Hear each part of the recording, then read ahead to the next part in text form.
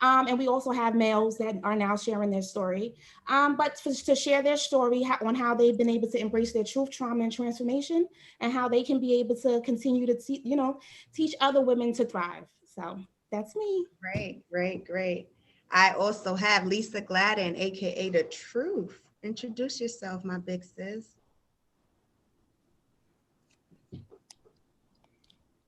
I can't hear you. You Can you can't? hear? Oh, you can't hear me? Can Oh, you I hear me can hear you now? now. Okay, I said I'm new to this technology stuff. I'm a woman of a certain age, so y'all gotta bear with me. Okay. Okay. My name is Lisa Truth Gladden. I'm 49 years old. I say 40 grind years old. I'm a mother of five. I just got my LLC for organization that I started called Her Healing, Educating, and Rebuilding, and it's for women who've been through domestic violence, sexual abuse, and stuff like that. This is my second or third event with the lovely Jasmine. Um, it's a long story of how we You met, can but say it. We have some time before I want to get into the first segment, so you can say it if you want. okay. We we met at another event that someone else was having, and it's like we were sitting there. She was looking at me. I'm looking at her. Like we wasn't clicking. Like you know how you sit with a brim and you like just because you don't know them, but just the vibe wasn't right. And then Mhm. she got up to speak, and then I got up to speak. It's like our soul said, "Fuck y'all, we together." Like it's the same person but a different body. And ever since then, she's been my baby. And every time she has an event, this is the second event that she had that I missed class to be at Or this event. you special, Jazz. Thank I'm you, guys. This is I the second event, but the third event that you've been a part of. yes, but the second one I missed class for one 2 years ago. That was for my bachelor's in psychology, and now I'm in school for my master's in social work. Yes. So yeah. So with me, I've been around the block, up the block, down the block, and I've been through a lot. And like I said at her last event, and I'll say that some people have an issue with that. I'm not a survivor.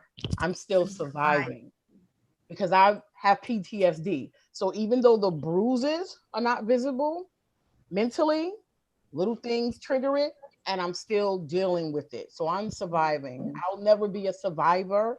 I'll always be surviving. And what I do is I go out and I speak to people and tell them my story because you never know who you speak to who have similar issues, or you can heal them through your words. That is very true. I want to say that ever since the first time I heard you say that, it stuck with me, and I continue to say that because I have to be real with myself. I'm Yeah. still surviving. That's why I continue to throw these events, and I'm gonna do them until the day I die because I'm still surviving. Because again, I'm very sensitive, so everything affects me, Right. especially when you're still going through PTSD. So I do have Marie Theodore. hi guys, I'm Marie Driven Theodore. Most call me Marie Driven. I'm from Brooklyn, New York.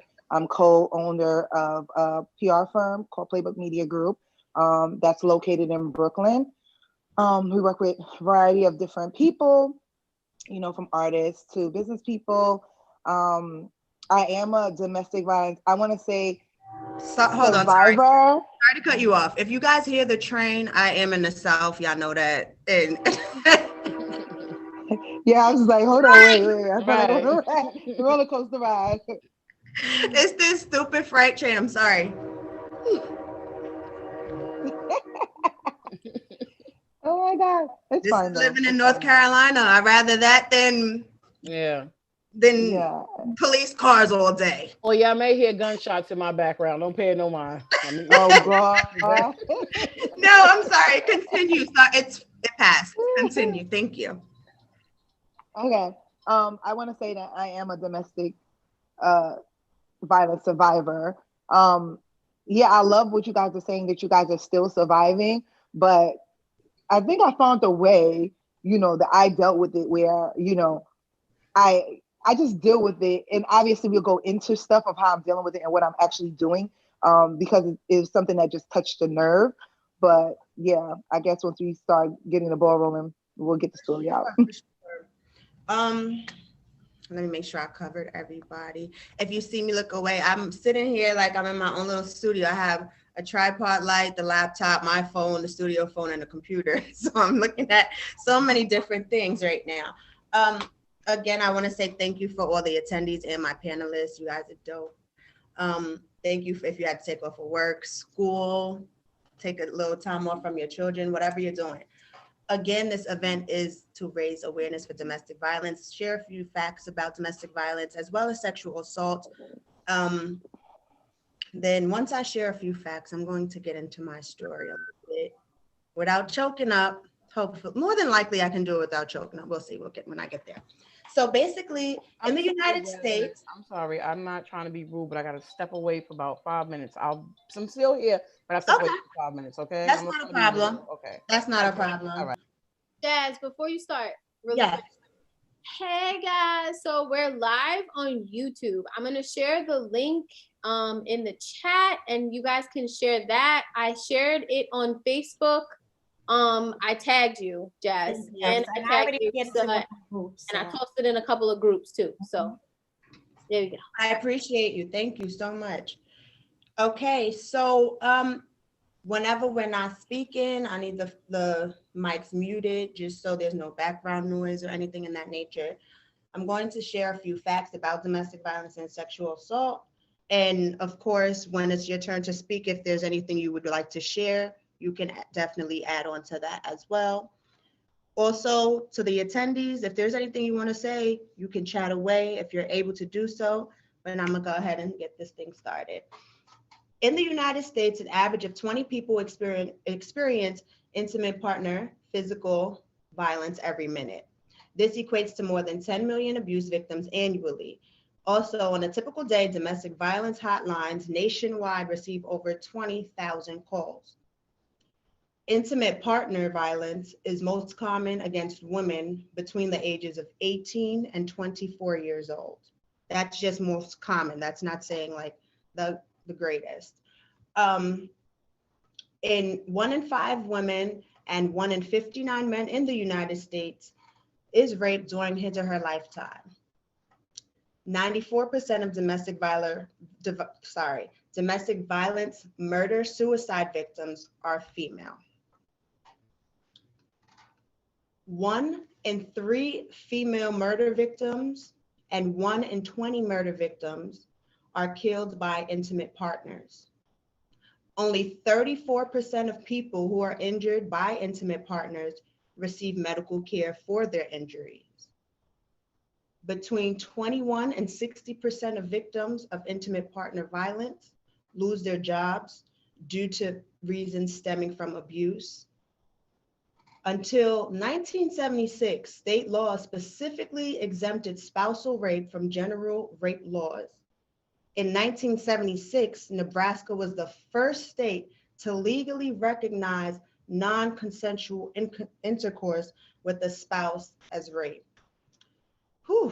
By 1993, all 50 states had either completely or partially repealed their spousal rape exemptions. However, even now, some states still have some form of spousal rape exemptions, and it is often legally considered a different or lesser crime than non-spousal rape.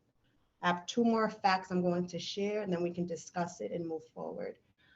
48.8% of men have experienced at least one psychologically aggressive behavior being kept track of by demanding to know their whereabouts, insulted or humiliated, or felt threatened by a partner's actions by an intimate partner in their lifetime. 4 in 10 men have experienced at least one form of coercive control. An example, isolation from friends and family, manipulation, blackmail, deprivation of liberty, threats, economic control, and exploitation by an intimate partner.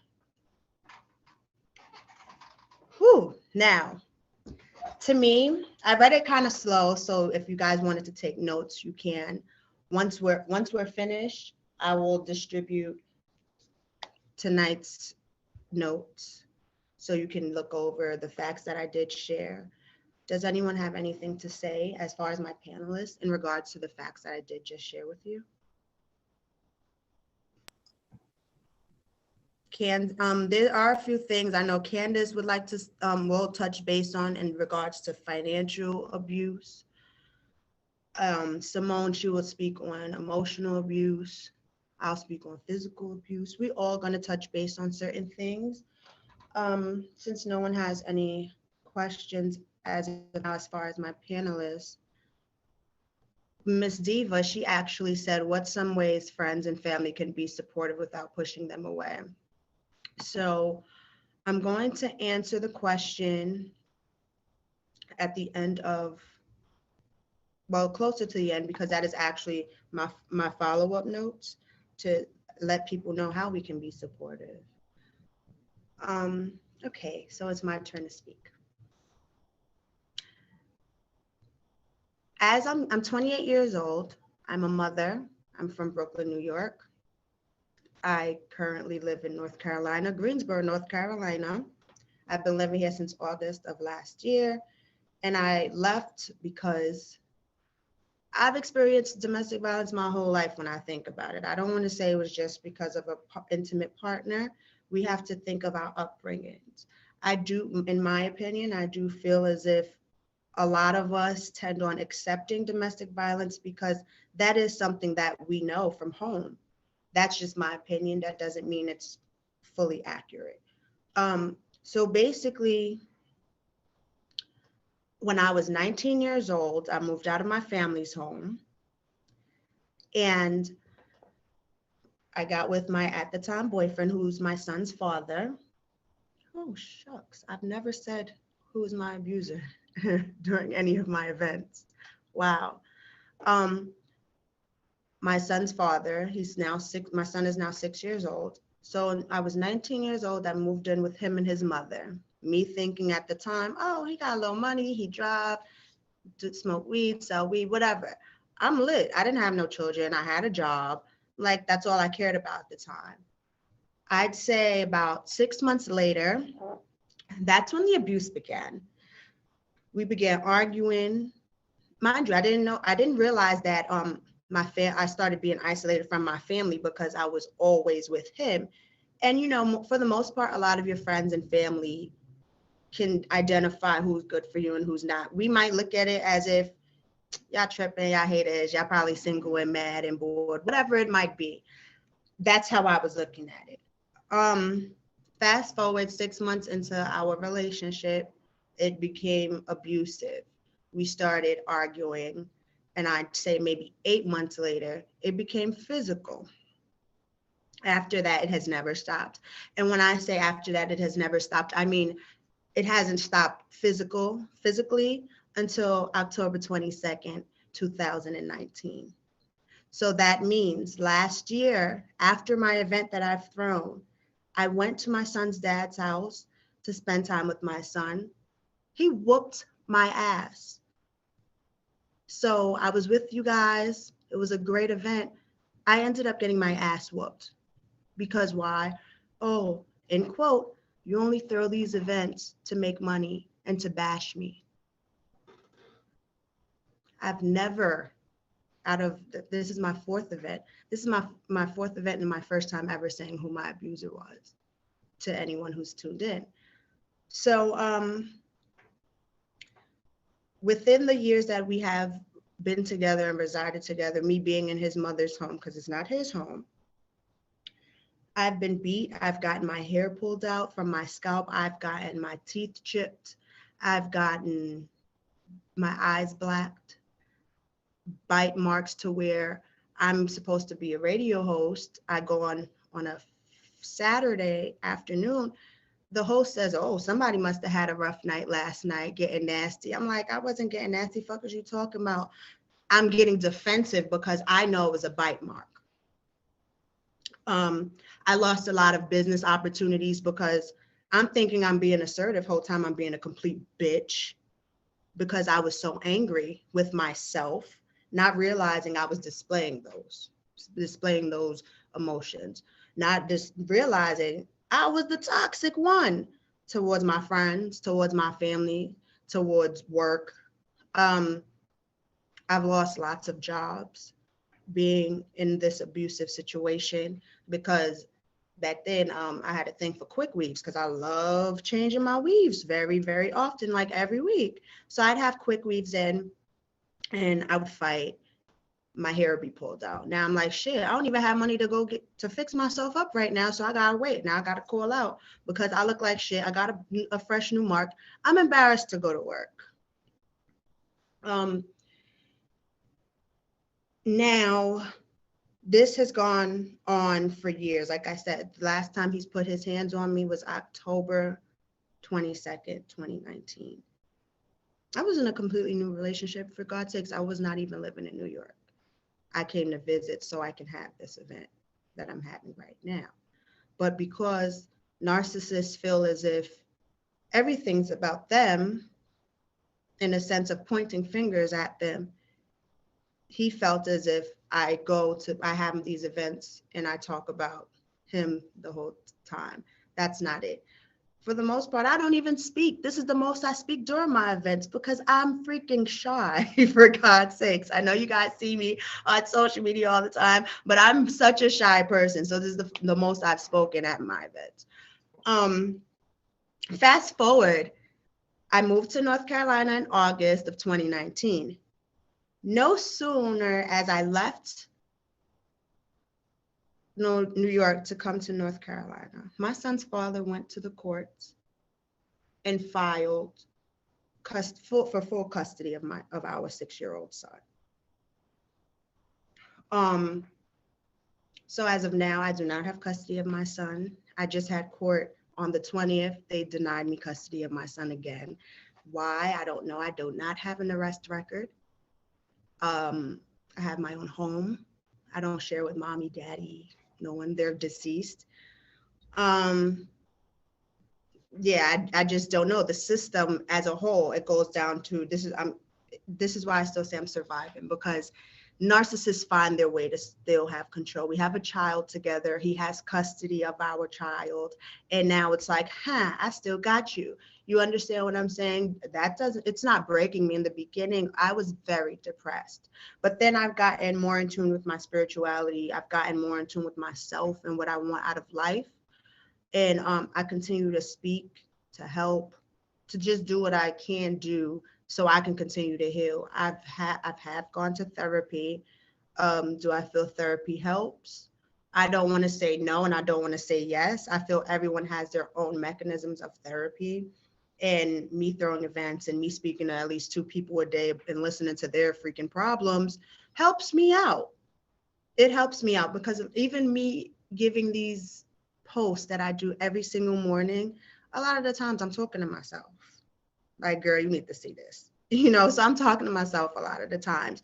So in regards to still surviving domestic violence, I'm still surviving because although we don't argue,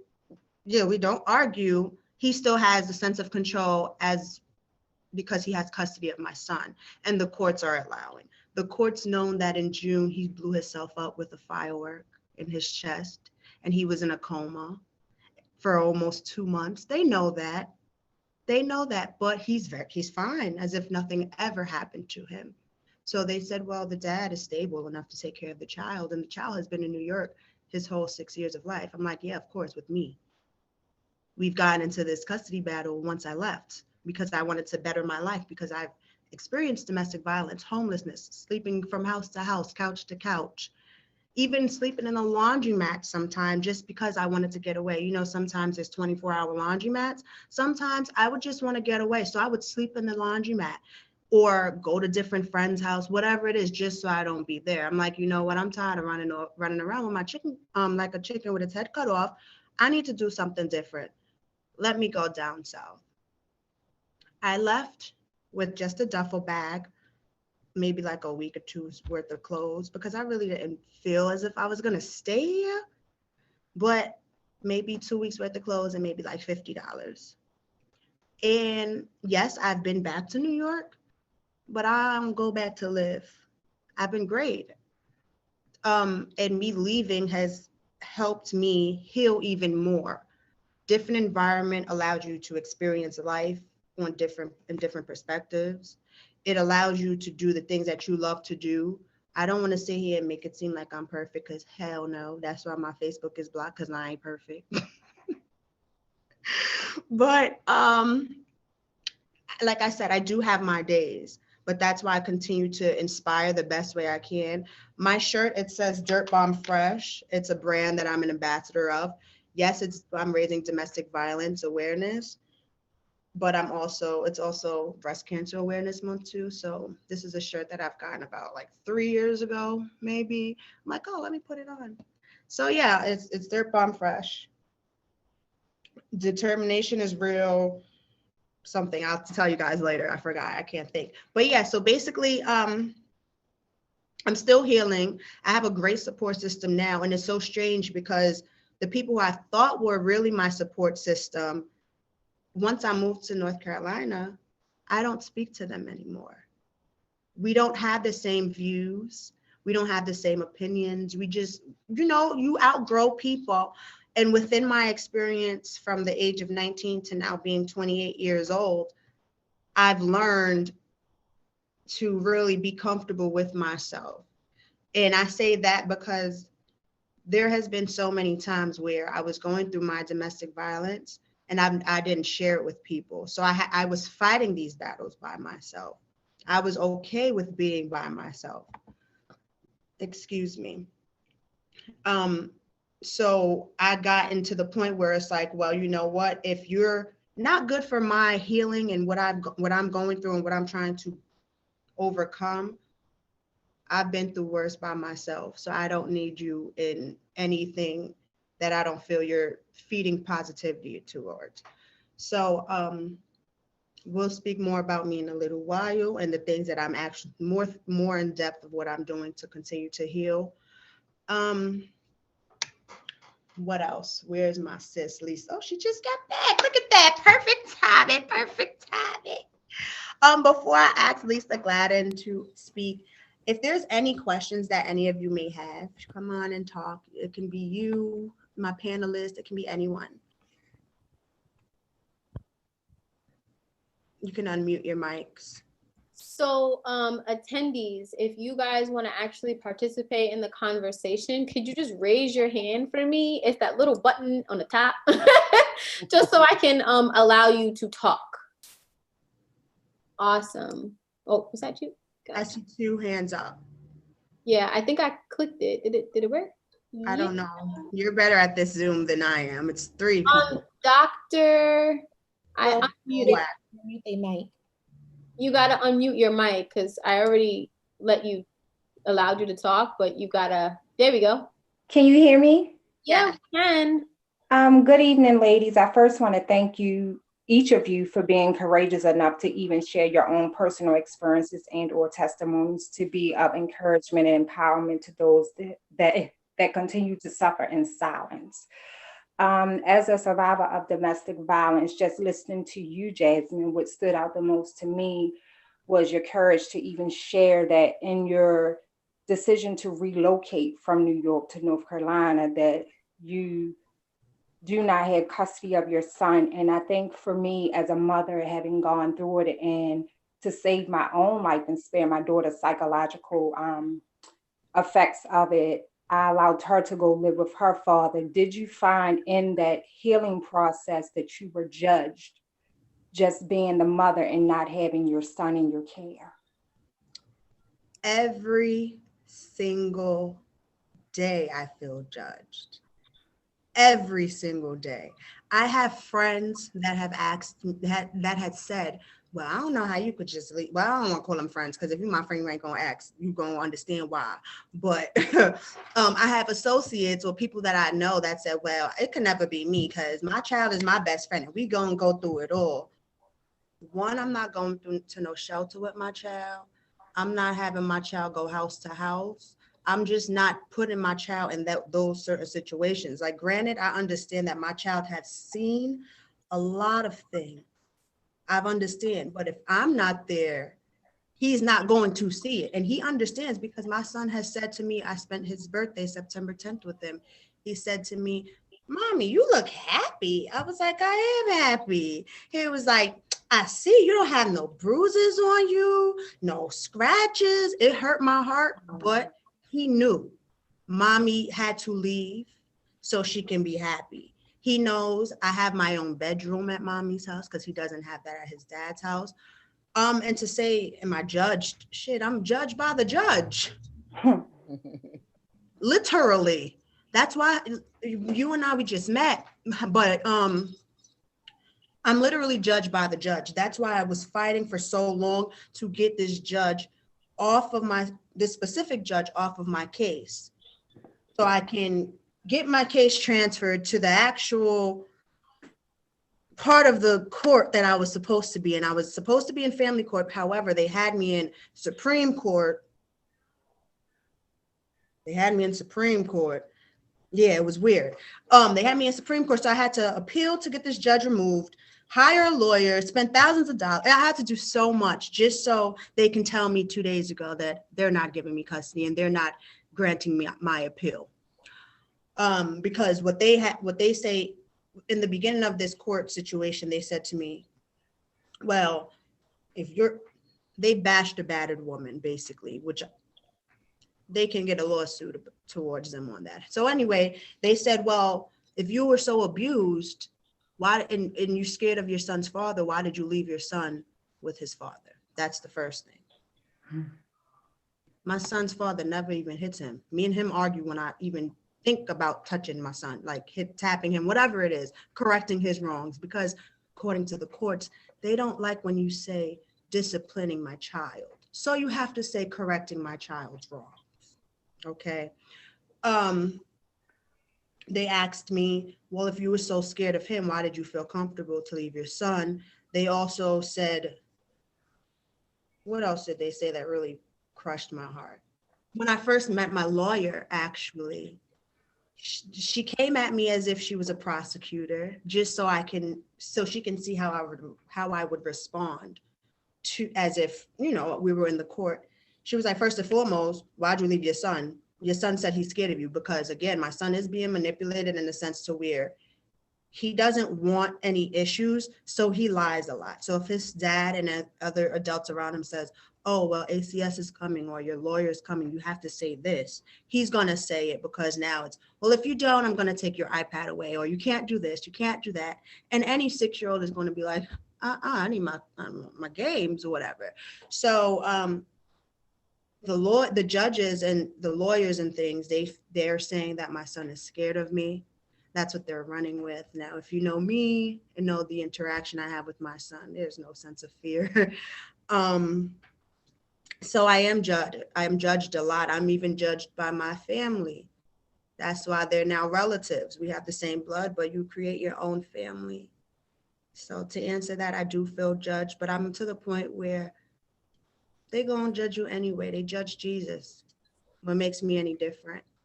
I'm just going to remain focused and continue to empower and enlighten everyone else. I commend you for sharing with me that you were in not a similar situation, but in a sense of custody in your child. So thank you for sharing that with me.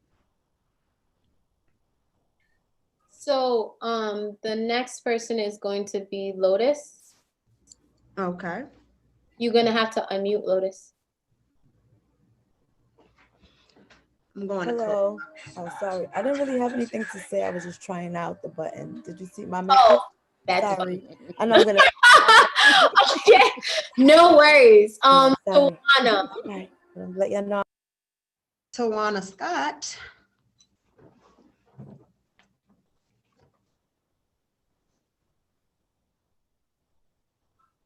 You're gonna have to unmute. There I am. Can you hear me now? Yes. Okay, great. First of all, I want to say God bless you, sister. To be courageous enough to tell your story like this is amazing. I was invited to listen to this panel from my cousin Chauncey, Candy Corbin, and what I realized more than anything is that people think that physical abuse, and I'm not saying that it's not a bad thing, because physical abuse is horrible, but mental abuse is worse. And I was in a mentally abusive relationship.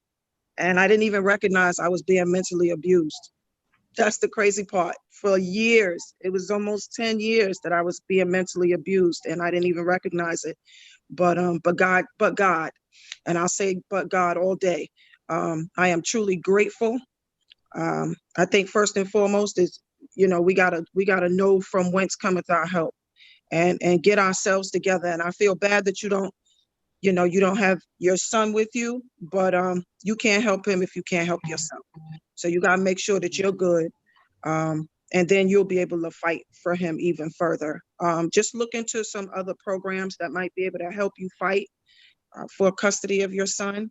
And again, God bless you, each and every one of you ladies that are on this panel. And I wish that we could talk about this more often. It's a necessity. It definitely is a necessity. And again, I just wanted to just share that thought with you. Thank you for taking your time to join us this evening. It's very much appreciated. Candace, who do you You're wanna welcome. allow access to now? Asia Butler or Naya? Sorry. Yeah, Asia was next, Yes, and then Naya popped up. So we'll take them, and then we'll go to Miss Lisa. Okay, no problem. Asia Butler.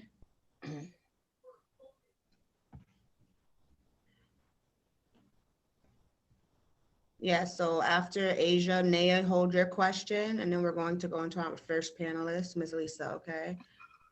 They're the truth Gladden. I don't know if she's gonna have a poem.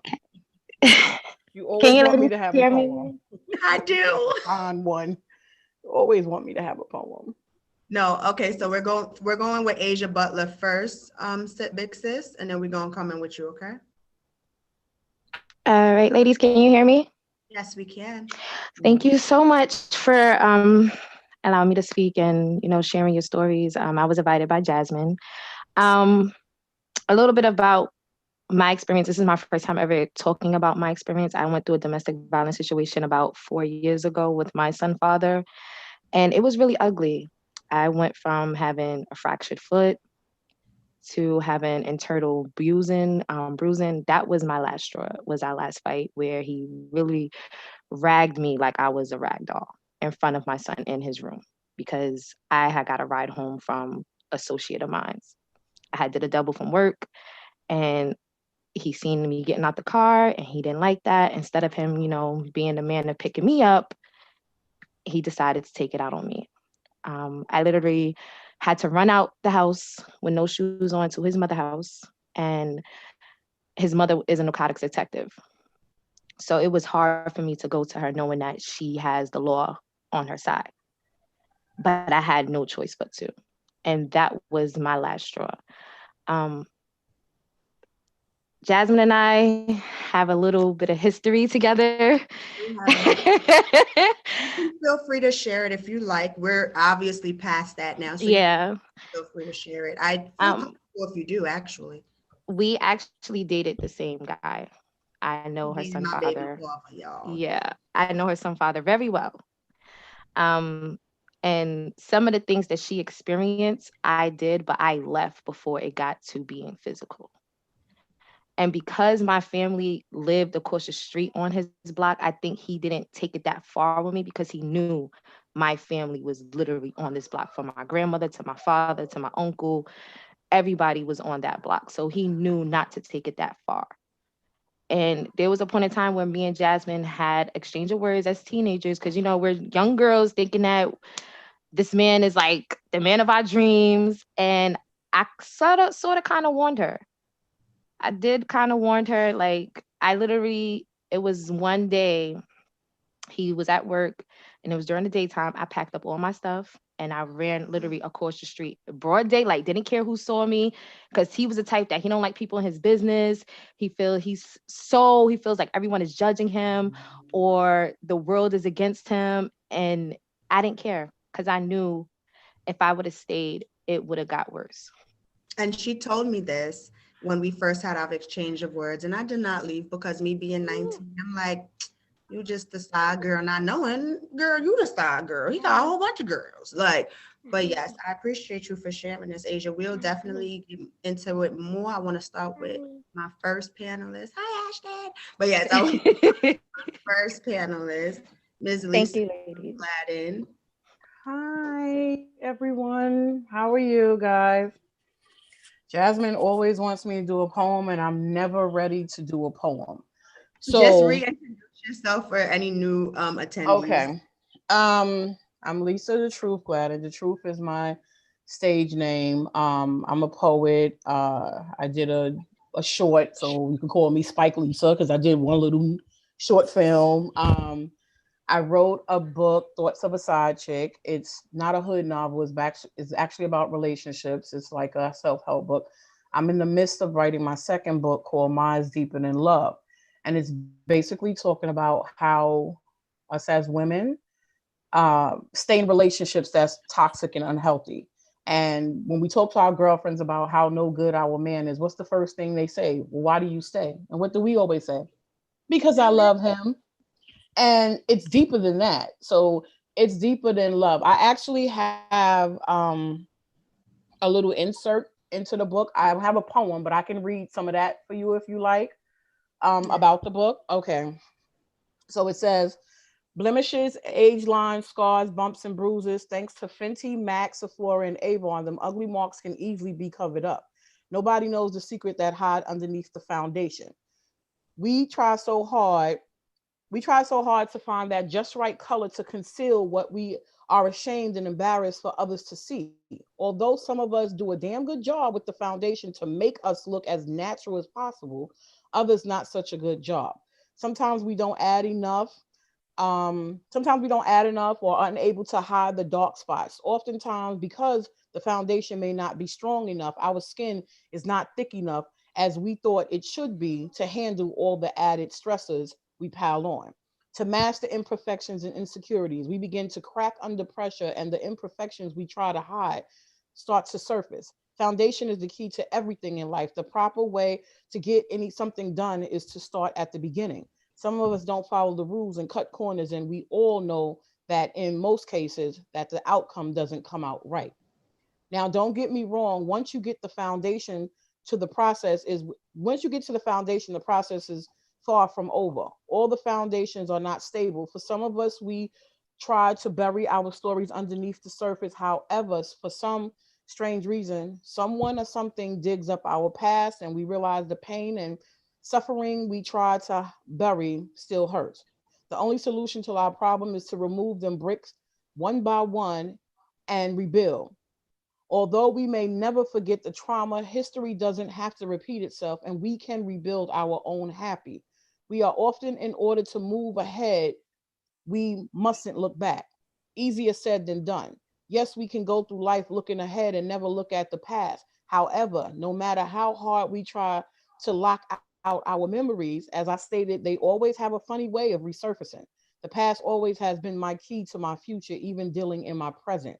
It's highly not recommended, but if one can handle it, I suggest you revisit our past to find what in it is interfering with our future. Stability is something we all strive for, rather it be financially, romantically, sexually, spiritually, and mentally. Although these things may represent the American dream, if the foundation is shaky, then there may be a problem. Always somebody calling me when I'm doing a thing with you. When I was doing a poem before, somebody called me. Okay. Now, one may say their childhood was great. They lived in a two-parent home, working family. They wanted nothing and had best of everything. Sounds perfect, right? Wrong. Not one time did they mention the family time, structure or the bond between the child and their parents. Yes, our parents love us, and some show it differently from other households. But mom, you were lonely, and sometimes when you are lonely, we allow anything or anyone to come fit that void. So that's where I'm going to stop at. So basically, the book is talking about why we are in these domestic violence relationships, whether they're sexually, spiritually, financially, because there's more than just physical domestic violence. And the reason why we most likely are in them is because of our foundation, what we seen as children. So this is why the book gets into it's deeper than love. it basically starts with your foundation. You may have that mom that every time you turn around, uncle this and uncle that came over. You had 50 uncles. Then you become the promiscuous girl that's always around. You may have that mom that daddy beat the hell out of her, but she stayed and she cooked and cleaned, and you felt that because mommy didn't do anything about it, it's okay to get with a man that abuses you. Some of us didn't get that love from our parents as a child. So we go looking for that and not knowing a healthy love. We just want love, what feels good to us. So this is what the book entails. I've been through it all: sexual, physical, emotional, and mental. Now, the word, the cliche, sticks and stones may break my bones, but words will never harm me. That's bullshit. Because those words always resurface. Somebody calling you a dumb bitch, you can be walking around the smartest with a master's in social work, a bachelor's in psychology, and you hear the word dumb bitch and it triggers you. That's me. You understand? So all of these accolades you have doesn't do anything for you when those words come. You can put on this makeup. Oh, girl, you look good. Your face is beat. But you heard many a times you an ugly bitch. And the word beat, that triggers you something. Yep. So this is why when I did my book, I used the metaphor with all these makeups and foundations, because no matter how much we pile it on, deep down inside, it resurfaces. And this is what I tell women: be who you are. Be who you are.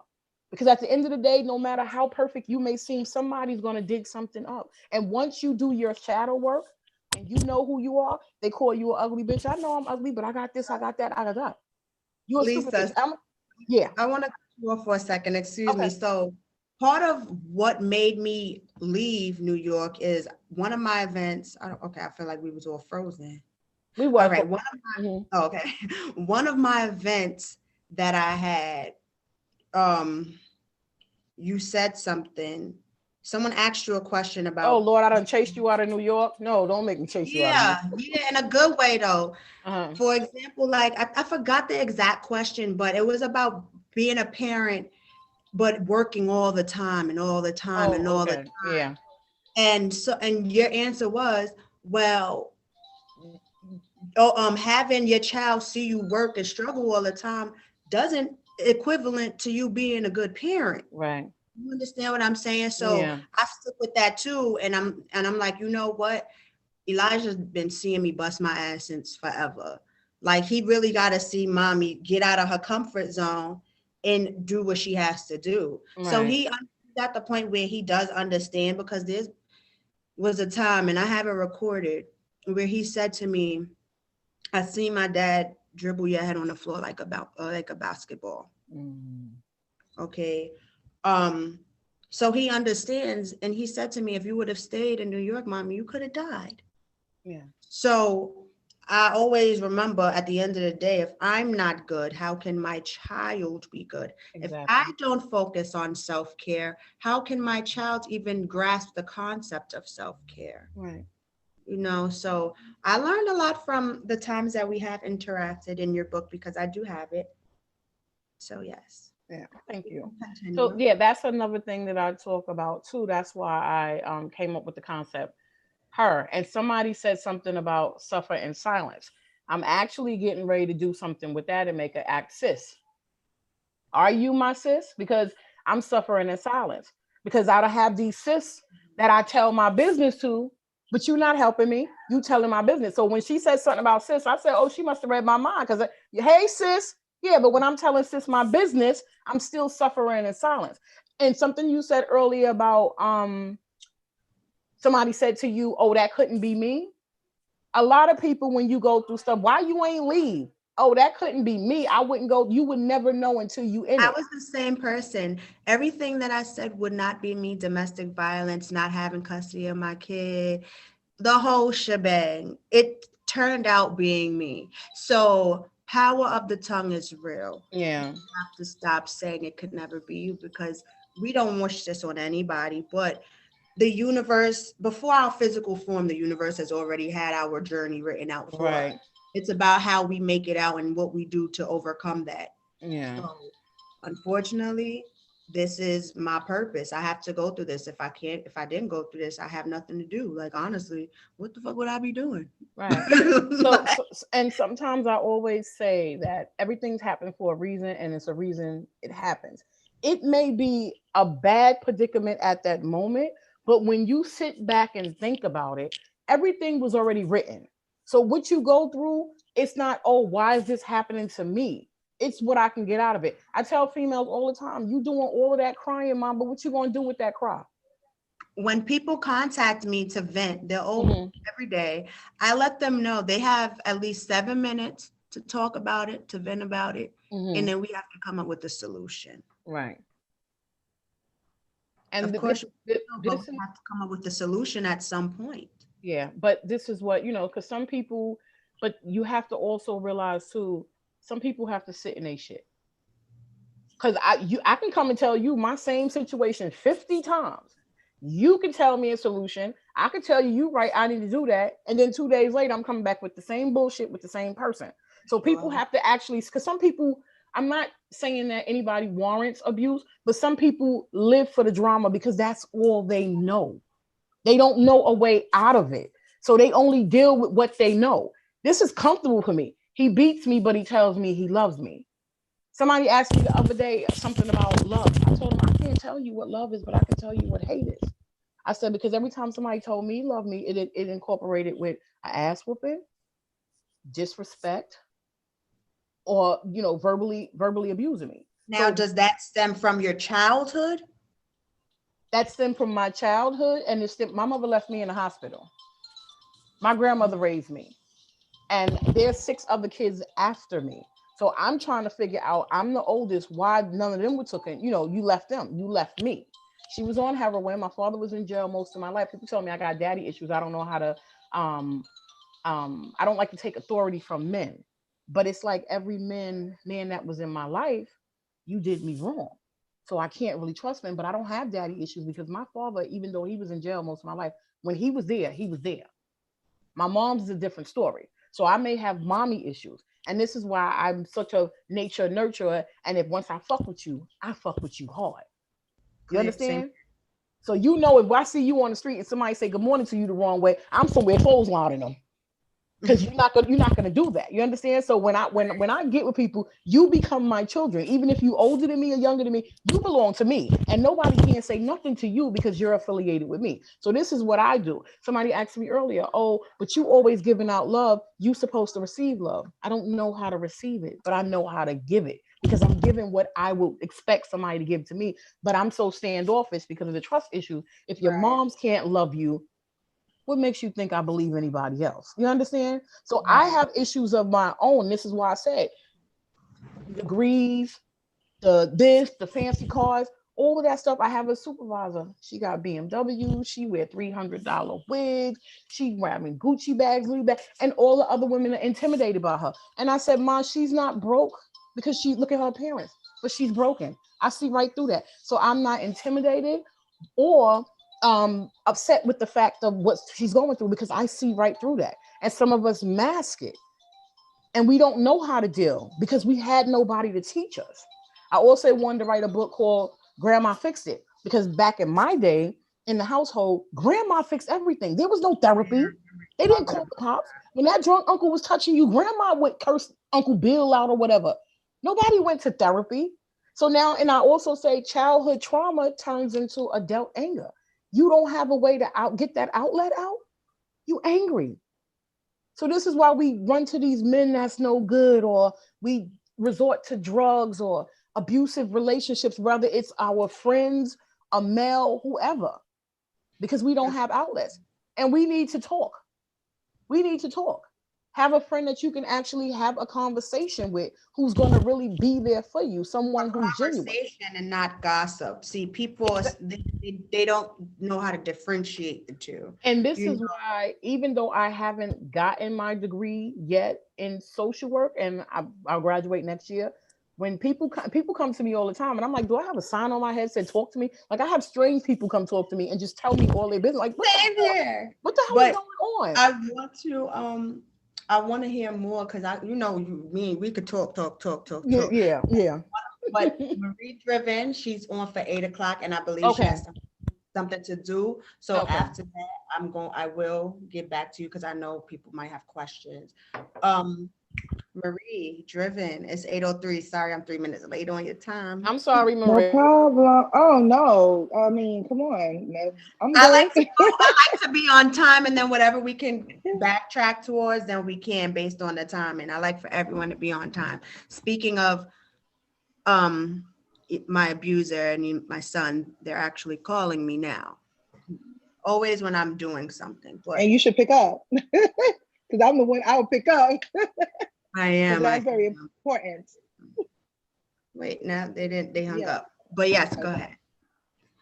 So what are we just breaking down things? So I want you to reintroduce yourself just in case there's new attendees that didn't hear you introduce yourself before. But before you even do that, I followed you on social media for a long, long time, since I probably was a part of like Pray Before You Eat. That was a long time ago. And I think you were like representing a few, like one of the girls. I don't remember, but I followed you somehow. But and then recently someone shared your post with me of you speaking up about your recent experience. Me personally, I can't tell all the time when people are going through things, but I feel like I'm a social media specialist to where I can kind of read between certain things. So although you weren't vocal in the beginning, I did notice a few things. Even, for example, you posted your fitness journey and you posted like before and after photos. And I've noticed, I'm like, okay, this was probably the time where she was not her usual self, as opposed to when I first was aware of who Marie Driven is.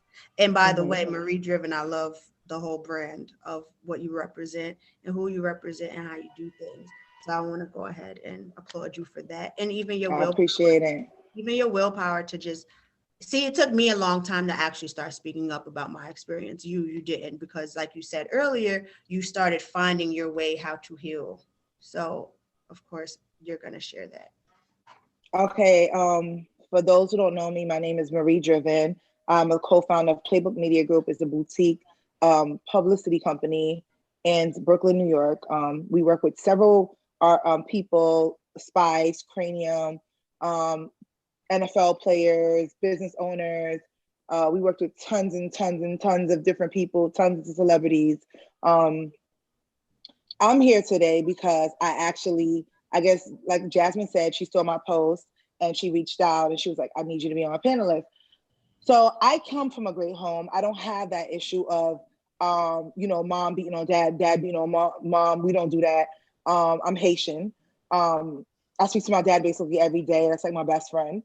And I speak to my mom, like three times a week. She's in a rehab center or whatever the case is right now due to, diabetic issue, losing a leg, whatever. So May of 2020 was a critical part of like a critical breakdown in my life, where the guy that I was talking to off and on from I want to say 2014, put his hands on me. And it's so crazy because that Monday, I want to say Tuesday, because now it's about like 2-3 o'clock in the morning.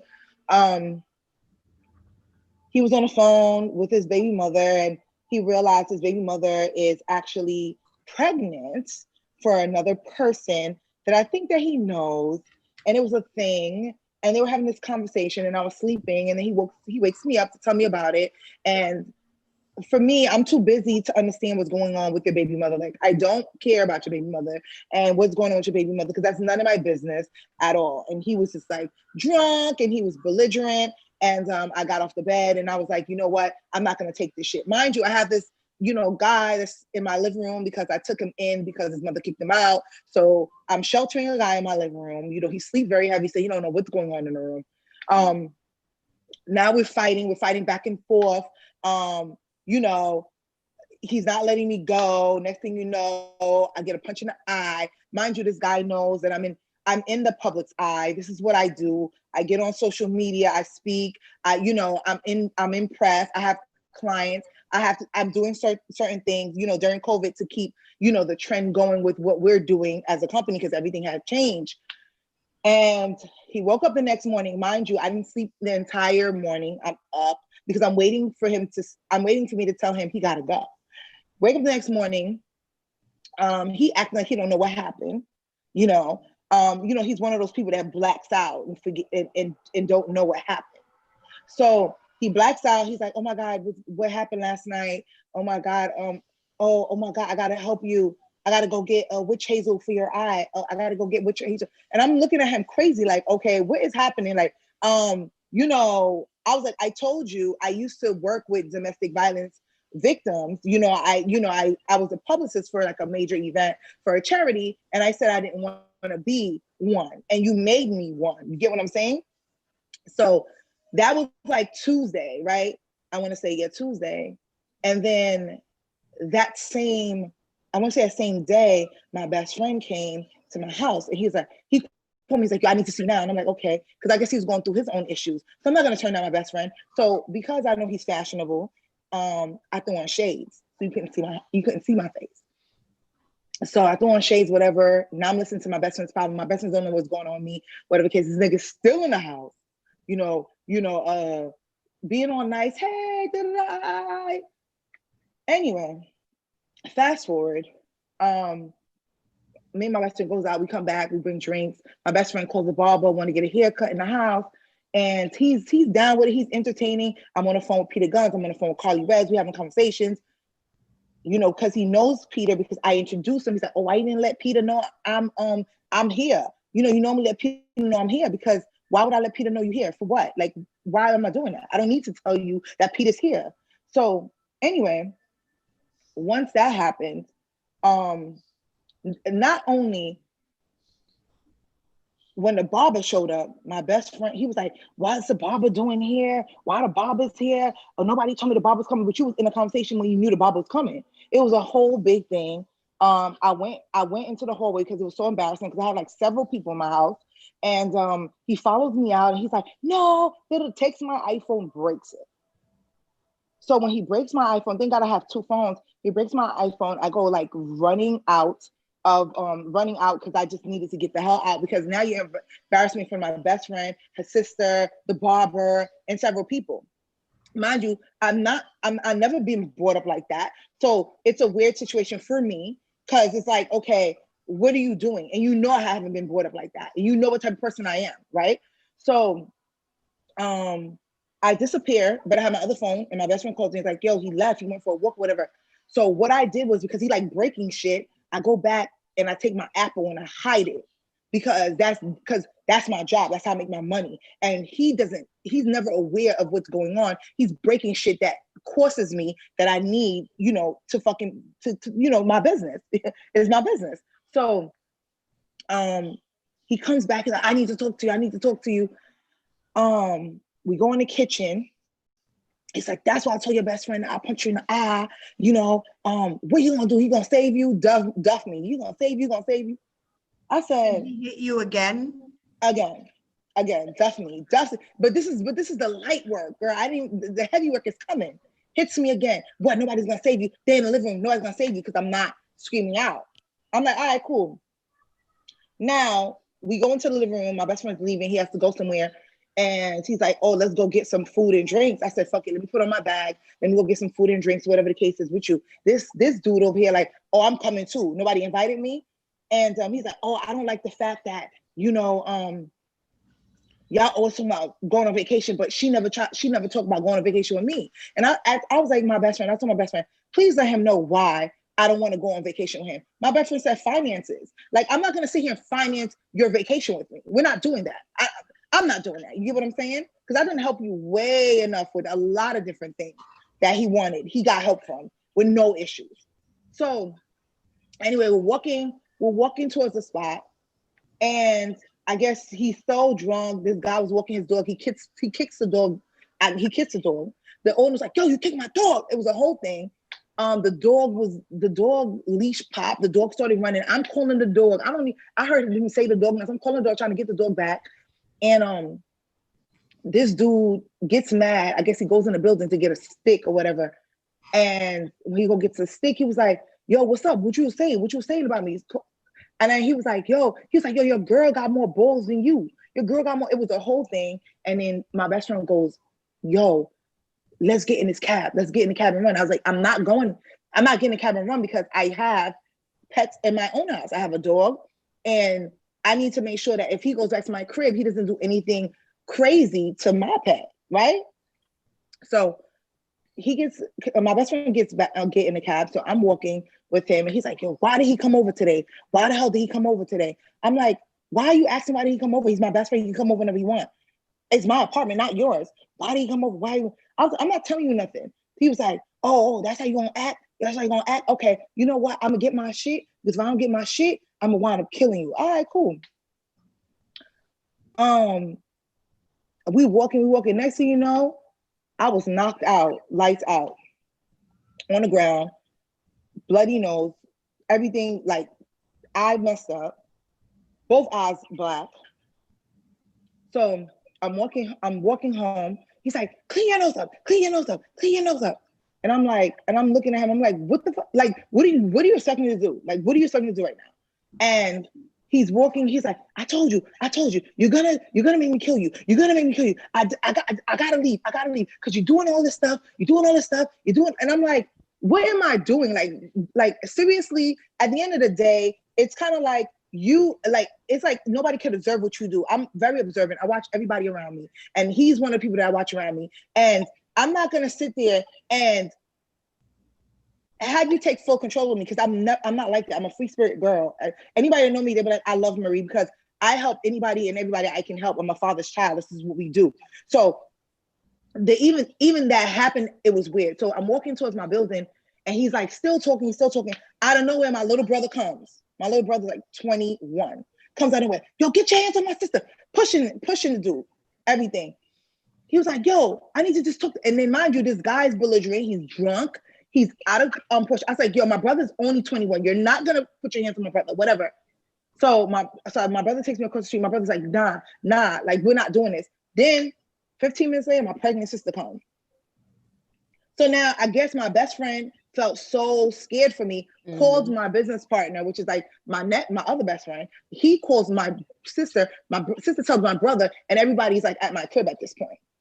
So now he's like, yo, I ain't doing nothing. Your sister, I didn't hit your sister. It's mad blood coming on. No, you didn't hit my sister. It's mad blood on my cap. You didn't hit, you didn't hit me. Okay, cool. Anyway, so my sister's like, yo, go in the apartment, get your shit and get the hell out of here.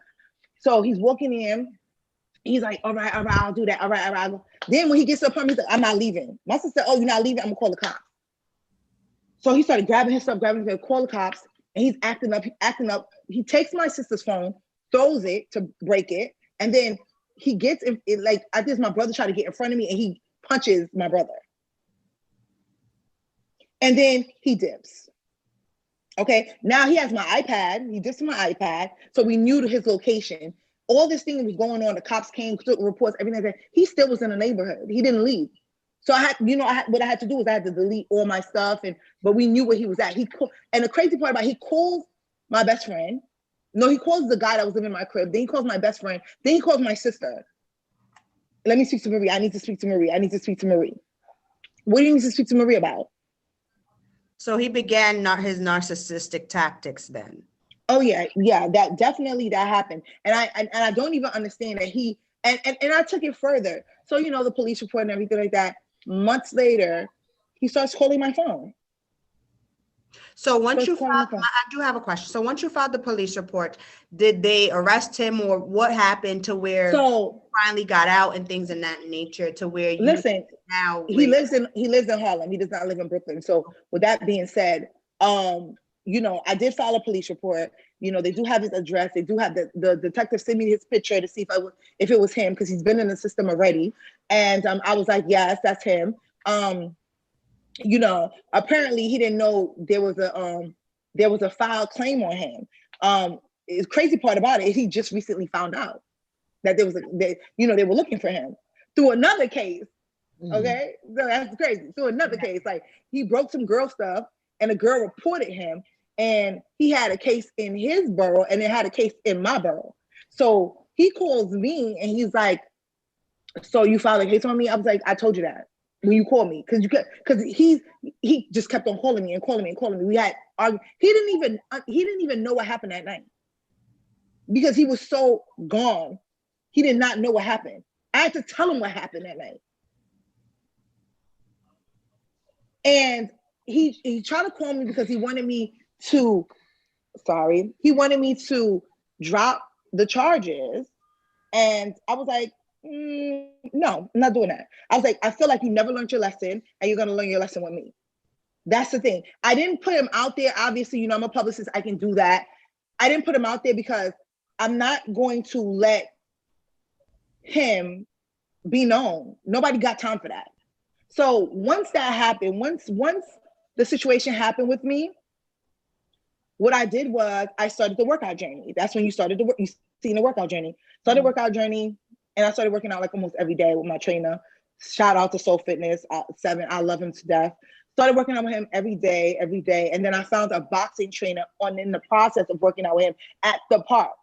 So I started training with him as well. So even though I trained with my Soul Fitness trainer, you know, boxing, but this one was like a professional Navy boxer. This is what he does. So it was crazy because the techniques he was teaching me and how he was teaching me, it was like Army style. So like with my other trainer, sometimes I'd be like, I can't do it.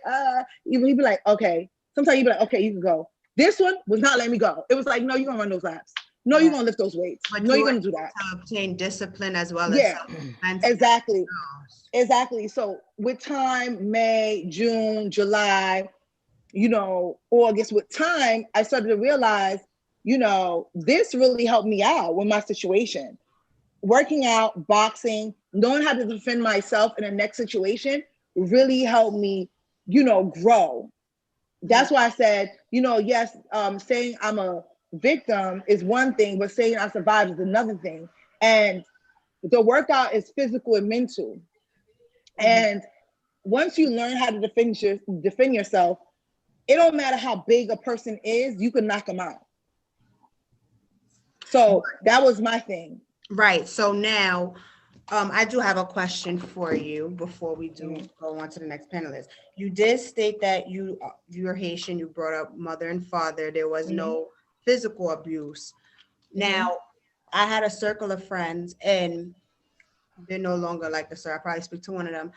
I had a conversation with her a few days ago and I'm like, you guys used to point fingers at me, not realizing you guys' situations are no different in the sense of you might not have seen your parents physically fight, but you probably seen one of your parents financially abuse one or emotionally or verbally or whatever. You understand what I'm saying? So even when it comes to, it doesn't even have to necessarily be a parent. It can be in the home. Domestic is domestic in your home. You understand? So not saying you have, because I don't know your background, but I had to make that aware that it's not just physical. So you did say when you know how to defend yourself, it doesn't matter how big the person is, you can't take them down, of course, because there's certain pinpoints where you get them.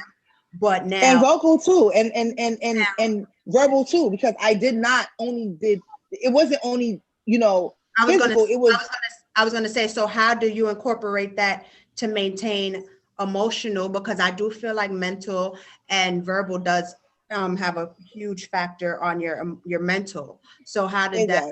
Well, you did, and you have an Army trainer as a boxing coach as well. Yeah.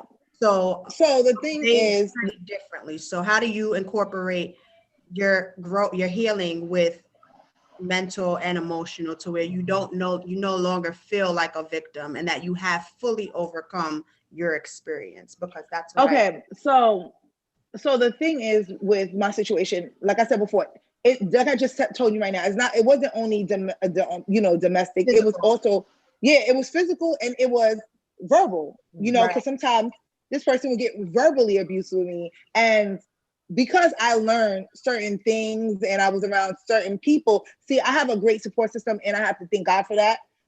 Friends, family, people that just like, they're around, when I never knew that these people was around, they were around. And I'm slick with the mouth. So if you think that you're gonna come at me, I'm gonna come at you too. It's just something that I don't know, I'm programmed in some type of way. And working with so many different personalities and people, you start to detect and learn certain things. Not everybody has that skill set, and not everybody can get that skill set. But I would say, somebody that is going through mental, I feel like you need to talk to people, that are supportive, that's not going to judge you. Because when you start talking to people, you start realizing certain things about yourself. You start realizing certain things about the person you are with. You start to get a little bit more comfortable. Not to say, okay, you're accepting everything, but you're accepting, you're accepting who you are, and you will understand who you are in the long run of situations, right? With me, it's a little different because, like I said before, I'm dealing with 20 million personalities a day. So when this guy would come and say something slick, I would have something to say slick right back. Like he didn't even realize it was coming to him because, I study. I'm a person that's very observant. I study everything around me. Mind you, this guy is going through his own situation at home. His mother was on drugs.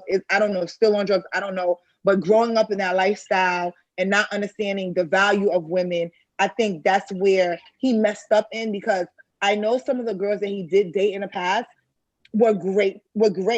Some might not have been, but some, have been. And I'm always one of the people that things just fall on my lap. I don't go looking for anything. So any evidence that I would need to know about this person, it fell on my lap by mistake. Literally, I never looked through anything. Phones, nothing. It always just came to me. So what have you done are you still in communication with him, or does he still try to reach out? No, he tried to reach out to me maybe like a month ago to talk about, the fact that they're looking for him. He can't go back home. He's on a run. He's Beyonce now. He might as well join the tour. Wow. And yeah, and he's like, oh, so what are you gonna do? Are you gonna press charges? Because you have to go to the courtroom from time to time, and and I'm like, listen, maybe if it was this other situation, I would have let it slide, but I'm not letting it slide because I feel like I need to be the person to stick up for the other women out there that's going through the same thing that I went through and other women went through. See, if I let you slide, then it becomes okay. Then you can do it to somebody else. Right. Can I say something to you? Yes, Marie? I want you to say something, and then I do want to move forward to Chauncey. Okay, it's going to be real quick. For one, yes. I want to know about this workout thing because I need to work out too. For two, same here, living in this right. I need to see the video or whatever. But you are very strong. But there's things that you said, and I'm not judging you. But like you said, you didn't come from that kind of background, so that's not what you were looking for because you didn't have that in your home. But you also said that you slick with the mouth. We all can be slick with the mouth. You also said that you work out and is blocked right now. That's why I'm always in Facebook jail. That you work out because that helped you with the healing. But in the same token, you said all of these things you've seen in him. So no matter how much you worked out, no matter how much you were slick with the mouth, the things you've seen in him, you should have ran for the hills a long time ago. But your heart was in it. So no working out, no back talk would ever change your emotions. So you got caught up to where when he was outside embarrassing you and you had people to help you, you still allowed him in his house. He wouldn't have got nothing out of that house. It would have came out the window. But in the same token, you said that he did reach out to you a month later. He shouldn't have had a conversation to be able to reach out to you a month later to discuss what was going on as far as with the court cases, whatever. He wouldn't have got that phone call. It would have rang out, is what I'm saying. But he still talked to you. So he's still trying to ease his way. Even though you say no, little conversations can ease him right back in there. You understand? Because he's trying to still manipulate. So you have to let that go completely. Oh, I did a last summary. I emailed him the last time. No. The end of the chapter. What I'm saying is you don't even have to justify this is it. He should have knew it was it when he did what he did in that apartment before y'all even got outside. He should have knew that it was it. Because from what I'm hearing what you're saying, he's been using you from day one for your clout, for your finances. He was jealous of you, and this is why he was upset at you in this relationship you had with the best friend. Because this is why he was doing it. He wanted to belittle you in front of everybody. Never mind the physical abuse, the things he did around your family and people, he did that to show them, I'm better than her. I'm the man. Knowing you're in a public eye. Exactly. So, and you wearing shades to cover it up. No, I'd have came out that room like what's her name? Tina Turner in the car after her she beat Ike ass. I'd have been out there. Look at this black eye. Yeah, he got this black eye, but watch him go down these stairs willingly or forcefully. So this is what I'm saying to you. You sound like you're very strong, very strong. And I'm glad that you got out of what you got out of. But the last time he called you was the last time he should have called you. If he want to know what's going on with the court case, he'll see you in court. You're right. I really appreciate it. I take everything in. So I really appreciate it, sister. Just to wrap it up, because I know that I have to get off and give the other panelists her turn. I am formulating a self-defense class for women. That's what I'm trying to put everything you talking about. Yes. So I am formulated. I'm ordering. I've just got my samples for my boxing gloves, so I'm ordering 50 for women that I'm giving away. I'm looking. I know right now it's COVID. We can't go out. We can't be together. We got to do 6 feet apart. Whatever. I am still, working on the finances to get these, volunteers to come through, because I just don't want them to volunteer their time only. I want to give them something. I'm going to start getting that together. I'm trying to see if we can do something in December, but I want to keep this ongoing. So I want to give these women a way out, a way to feel courageous and powerful in their own need. Yes, and just to let them relieve their stress. So I am going to put more information about that. But I am going to be doing that, and Jasmine, you will get the information. Thank you so much for your time. You look gorgeous. I do know you have something to do. I appreciate Thank you so much for having me. I appreciate it. For sure. Again, guys, I will drop everyone's social media who is a part of the panel. Go to my Instagram. Y'all find them there as well. Again, I thank you so much, Marie. I appreciate it. Thank you so much, my love. That was a lot. Like, although it was short, that was a lot. Yeah. Like, mentally, I probably wouldn't have. Because people do feel as if verbal and mental abuse, emotional abuse is worse. I feel like they're all bad because it all taps. Yeah, they are. They all taps into your mental, because if you're being emotionally abused, mentally you're fucked up. If you're being physically abused, mentally you're fucked up. Yeah. Mentally you're fucked up. Financially abused, spiritually abused. Yeah. Effed up. And your story had me go put on my sneakers to go find him now. Yeah, Jasmine, your story was ill because you have a kid involved. Like, I didn't even get in depth of the story, girl, because there's times I've tried playing dead so I can stop being beat. Instead of stop being beat, I would get water thrown on me and smacked up, like, wake up. And I'm still acting as if I'm dead. I have horrible asthma, so I don't act like I'm having asthma attacks, act like I'm hyperventilating. Also, the nigga could stop and it wouldn't stop. He done popped up at any radio station besides this. Well, shit. He done popped up in North Carolina, for God's sakes, in April, because his probation officer and the judge allowed him to do so. In April. Okay, so he done popped up to my place of work as far as radio or 9 to 5, my events he done popped up to, or if I had an event and I heard he was coming, like there's this annual barbecue we have in Brooklyn, and I'm always a host of it. I'm like, shit, I'm cool with these people. He cool with these people because we know a lot of the same people. I done had to like go either too early before anyone's there or way too late when everyone's leaving so we don't cross paths. I missed out on a lot of money. I was forced to go to his church. Yeah, I was forced to go to his church. And mind you, the pastor was some West Indian man who I did not like, because one time when my baby father had to do 8 months on Rikers Island, I went to the church because I'm like, oh my God, I need some type of spiritual guidance. The way he shook my hand was very ungodly for a married pastor. So I never went back again. I was forced to have my son christening at 8 months. Not saying I never want to bless my kid. My son was blessed before he even left the hospital. I was forced to have my son christening at 8 months at his church. the whole sermon was to respect the mother of your child because she's the foundation of who your child would be. That night I got my ass beat because my guy best friend, I ended up telling him, well, he's been beating my ass for X amount of time. He's like, whoa, you've never told me this. And my best friend, he approached him, played it cool.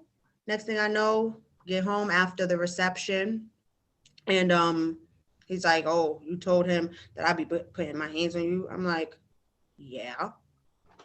And had a whole fight. So it's so many different stories I could sit here for hours and hours. Like it was horrible to where, girl, I thought how about this dude still come and get haircuts from around the corner of my house? So this is ridiculous. Okay. And he lives in Harlem. I don't know if Asia's still there. But one of my attendees, Asia, we follow each other on social media. Obviously, she supports me and what She's here. Okay, so my son's father, he still looks at my social media, not from his own page because I have him blocked. He sees that she and I interact with each other. Oh, why you liking my baby mama's posts and like, dad, you still trying to have control? Like, why don't you have control of your own life and get out of your mom's home at 33 years old where you share a bedroom with our 6-year-old son who looked like he 12? Like, you get what I'm saying? So people's priorities, like a lot of the times our abusers, even when it comes to female abusers, because this is not just about men abusers, because hell no. Okay. Men get abused too. Yeah. A lot of the times abusers have something within themselves where they're not content, where they're insecure about something within their life where they're not where they want to be, whether it's financially, whatever it is. And it makes them feel as if, okay, I lack power in this sense. I have to gain my power back in this sense. And that again, these are all my opinions. These aren't facts. The facts that I'm getting, I would read from the computer screen. But again, I want to say thank you, Chauncey. Show up, Miss Lady. Yes. I thank you guys again, Chauncey. I don't know too much of your story, but spirits speak very well, and you have, for example, of course, I know you from Project Heat, but I've also interviewed you before the whole cast. Then I do see you have a lot of children, but then I noticed also they have different fathers. So I'm like, and for me personally, I feel like all of them weren't the best, not saying as far as their parenting, but I'm saying as in regards to relationships with you. I just feel like I can look at a person and see they have a story behind them. And I was drawn to you and I want to know more of your story. That's why you are here today. Thank you again. Well, thank you for having me. Hello, everyone. Hi. But as she said, yes, I have a lot of children. I have 6 kids. The ages are from 24. My youngest son is 1. He just turned 1 in July. And my oldest daughter's dad was killed in a motorcycle accident when she was 2 years old. I was young. I was like around 19 going on 20. Didn't go to college. I should have went to school, but no, that was my boo. I was going to be married and he proposed and it was that life. And once he passed away, it really left me hurt. I was very, very hurt. I was very confused behind that because I wasn't too sure like what was going to happen after that. I was a young girl. I had a baby and my whole life I grew up with my parents. And so coming up without a father to me was never an option for any of my children. And still honestly is not. It's not an option. I firmly believe that children definitely need both parents. That's why I think it takes 2 of us to make them, because it takes 2 of us. It takes the yin and yang. Well, let me go ask my mother. Now let me ask my dad this. Now let me talk to my mother about this. Now let me talk, it's just a balance that I just feel like children need, if both parents are healthy, enough mentally, physically, financially able to do it with their children. And so fast forwarding 8 years later, I was single for a long time after he died. I didn't get into another relationship until my oldest daughter was like around 7, 8 years old. And then I met my other baby father. And him and I were engaged. We had 2 kids. We were together for like 10 years. Long time relationship, but he couldn't stop cheating. That didn't make me an enemy of him, no. Not an enemy. I'm not his enemy, you know? Like, honestly, me and my kids' fathers are really good friends, except for this last baby father. I'm gonna be honest with you. I don't have no bad... My kids' baby fathers come to the kids' parties. They take the kids to each other's homes. They interact with each other. I've never had an issue like what I've had now. I've never went through nothing of what I went through now. And I think it's because of just who I am. Regardless if we're going to be together or not, whoever else I'm going to be with, this is what my situation is going to be. We all going to respect one another, and we're going to raise these kids, period. That's just how I feel. And that's how I'm going to always feel. And so sometimes if you don't know me. Well, that train, sorry. Oh, no, I didn't even hear it. So sometimes, like, if you don't know me and you don't know my situation, it may seem a little weird because I'm real cool with my baby father. Some of their girlfriends is, you know, a little intimidated by some of the relationships that I have, but it honestly is a genuine friendship. It is honestly co-parenting, you know, like we're going to, you know, work out something for the kids, you know what I'm saying? Whatever the situation may be. So I was in a relationship and we were engaged. He proposed to me on social media in front of my mother, in front of all of my children, in front of my niece on my birthday. And that was it. We was together. That was it. You could tell me nothing. What? Getting married. It's just, I'm getting married. Y'all can't tell me nothing. Period. Yes, I was that. Yes, I was that. And I honestly was never the type of person to publicize my relationship on social media. That's not me. It never has been me. If you wouldn't see me today, and if you don't hear my story today, you won't hear it probably never again because it's none of nobody's business. But at this point, I feel like I had to say something because I'm being disrespected. I'm being lied on, and it's not warranted. It's not warranted. Like, I don't deserve that. You understand? When you break up with somebody and a relationship don't work out, I feel like that should just be that. Like, all of this other extra stuff, I've never dealt with a man that was such girly. I never dealt with no, let me just say it, I'm gonna be honest with you. I never dealt with no bitch ass nigga. I'm gonna be honest with you. I've always dealt with men because that's what I grew up with. I grew up with my dad. My dad was a man. Like, I could come to my dad and talk to my dad about anything. Me and my dad were very, very close. I loved my father. And so a lot of what he had in him, I saw my dad because he cooked for me. He cleaned for me. My first year of that relationship was like the best year. Girl, he couldn't tell me nothing. That man was exceptionally. Come home from work, put the money on the table. What bills need to be paid? He took help me out with my other children. He was the man of this house. We were well. We did it well together. I do a web series online. I introduced him into my web series family. And I remember the first time I took him we were there filming. And one of the guys, we had a scene together. So we were off practicing for our scene.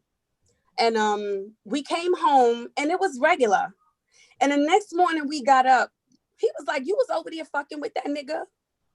I'm like, we was there together. Like, we were there. Like, at first, I honestly thought the nigga was playing. I thought he was just playing. I'm like, he like, nah, that nigga was sweating. I'm saying to myself, like, you was there with me. If you thought I was doing something, either you should have, like, I didn't understand where it came from. And the purpose of me bringing him around my Project Heat family was because that's my other family. This is what I do. This is my people. I'm around a lot of men. You know, I want you to be comfortable when I'm out at these functions. I want you to be comfortable to trust me enough to know that nothing, you know what I'm saying? Like, I'm not going to do nothing, whatever. He was extremely jealous. That first time he hit me, slapped me in my face. We were sitting on the bed. He slapped shit out of me. Don't you ever? And then really started accusing me like some crazy shit. And I said to myself, this is not the same man that I fell in love with. Like, this can't be real. Like, this is not real. You know what I'm saying? Like, this can't be happening. At this time now, we have been together for maybe like a year and a half. That was one time he did it. Let it slide. Okay, you love me, whatever. I noticed that he was real social media savvy, a little more than me. I don't want to be with no man who want to deal with social, like everything is social media. I can't control what other people say to me. I can't control what other men say to me. I can't control what they say in my DM. I don't feel like I'm giving off anything else than what I give off on social media. I don't feel like I do hoish shit. And even if I do, like, if the guy want to say something, he going to say something regardless. It's nothing to do with me. He used to accuse me of cheating with everybody. Long and behold, he was cheating. This is why you was accusing me of cheating. When I got pregnant with our son, he begged, literally begged. I never tried to trap nobody. I had 5 kids already. I didn't need no more kids. I didn't really want no more kids. We had a discussion the very first day we met. I don't want any more children out of wedlock.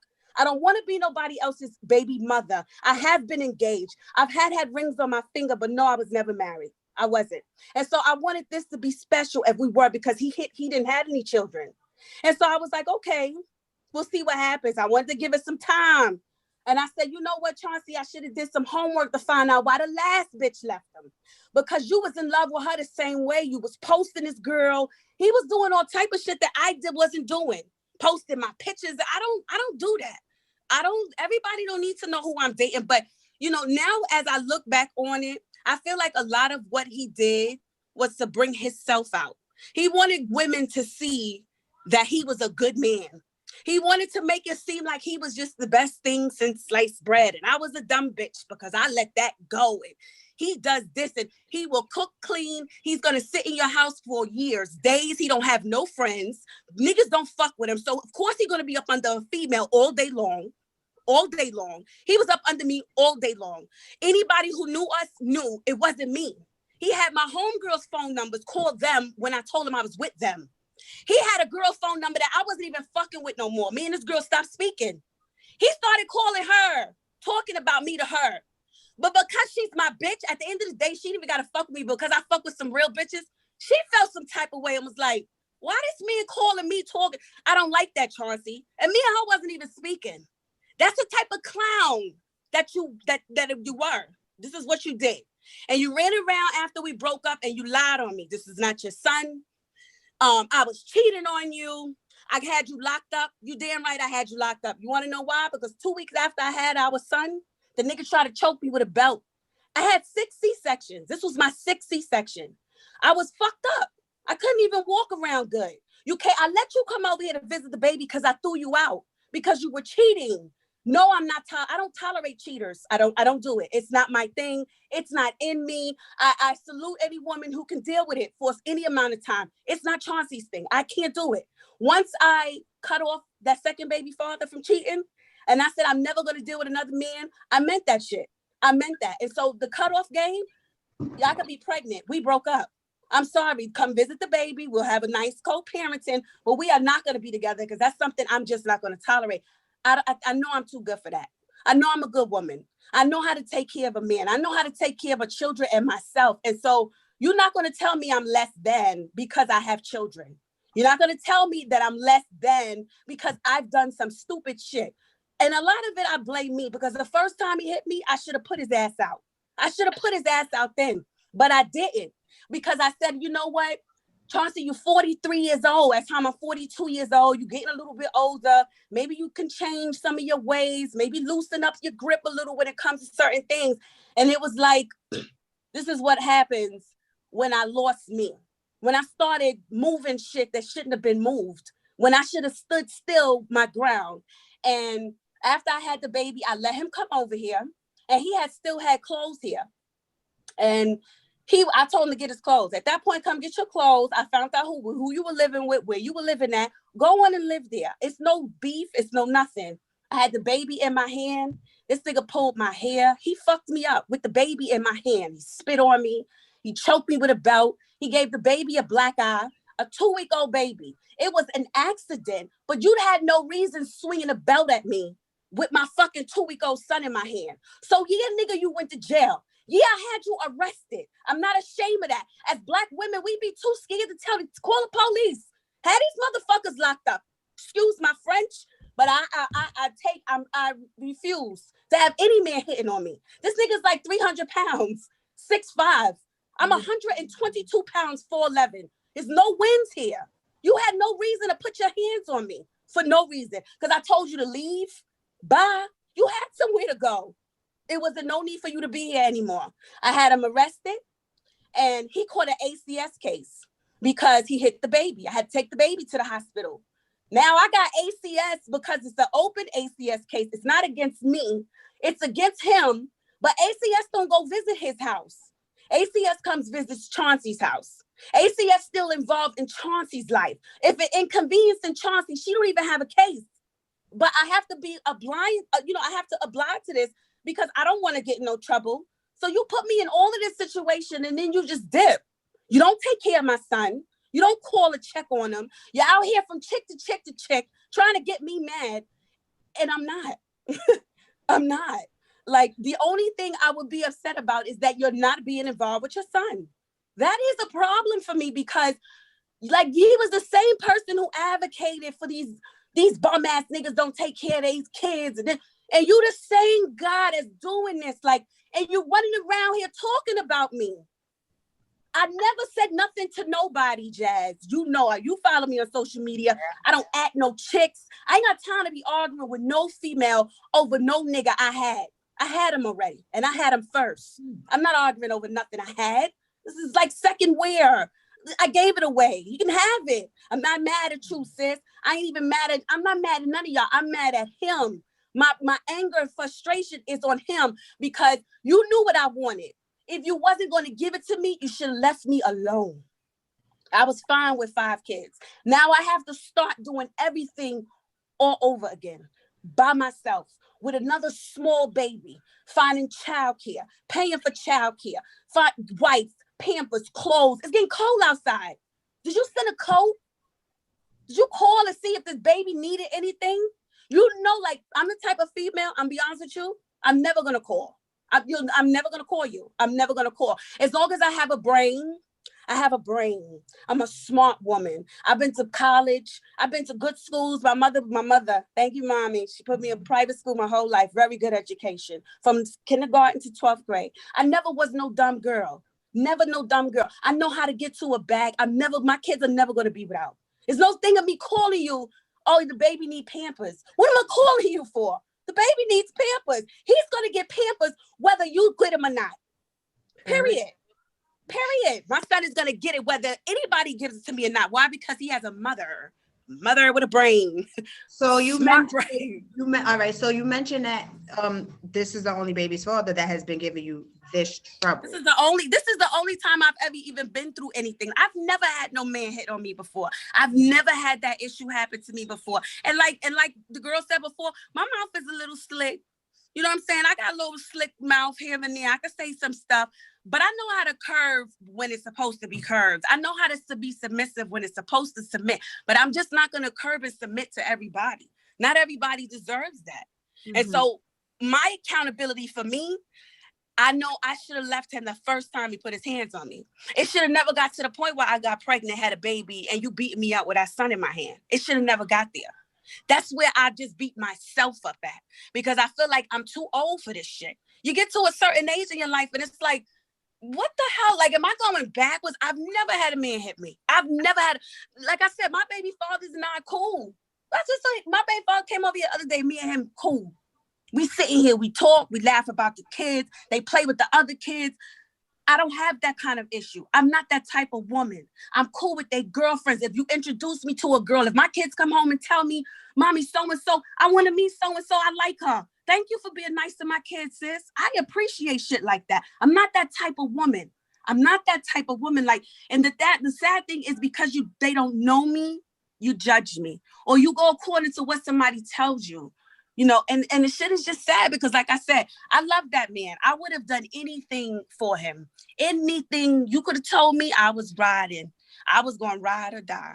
So once you got him locked up, what steps has the court? Well, he was arrested the day he hit me because I called his parole officer and I found out the address to where he was living and I sent them to his house. That's where you reside at, right? So I'm sending the police to your home. Was it just him going like to bookings and then getting out the next day thing? No, he went to book. He got arrested because he's on parole. Okay. So what happened was I had to go to a parole hearing. I even went to the parole hearing, but they released him. And when they released him, now we have an ACS case. So, well, he has the ACS case. The case is not on me. I even have the ACS worker. I don't know if she's watching. She tuned into it because I feel sorry for women who can't get out. I feel sorry for women who need a man.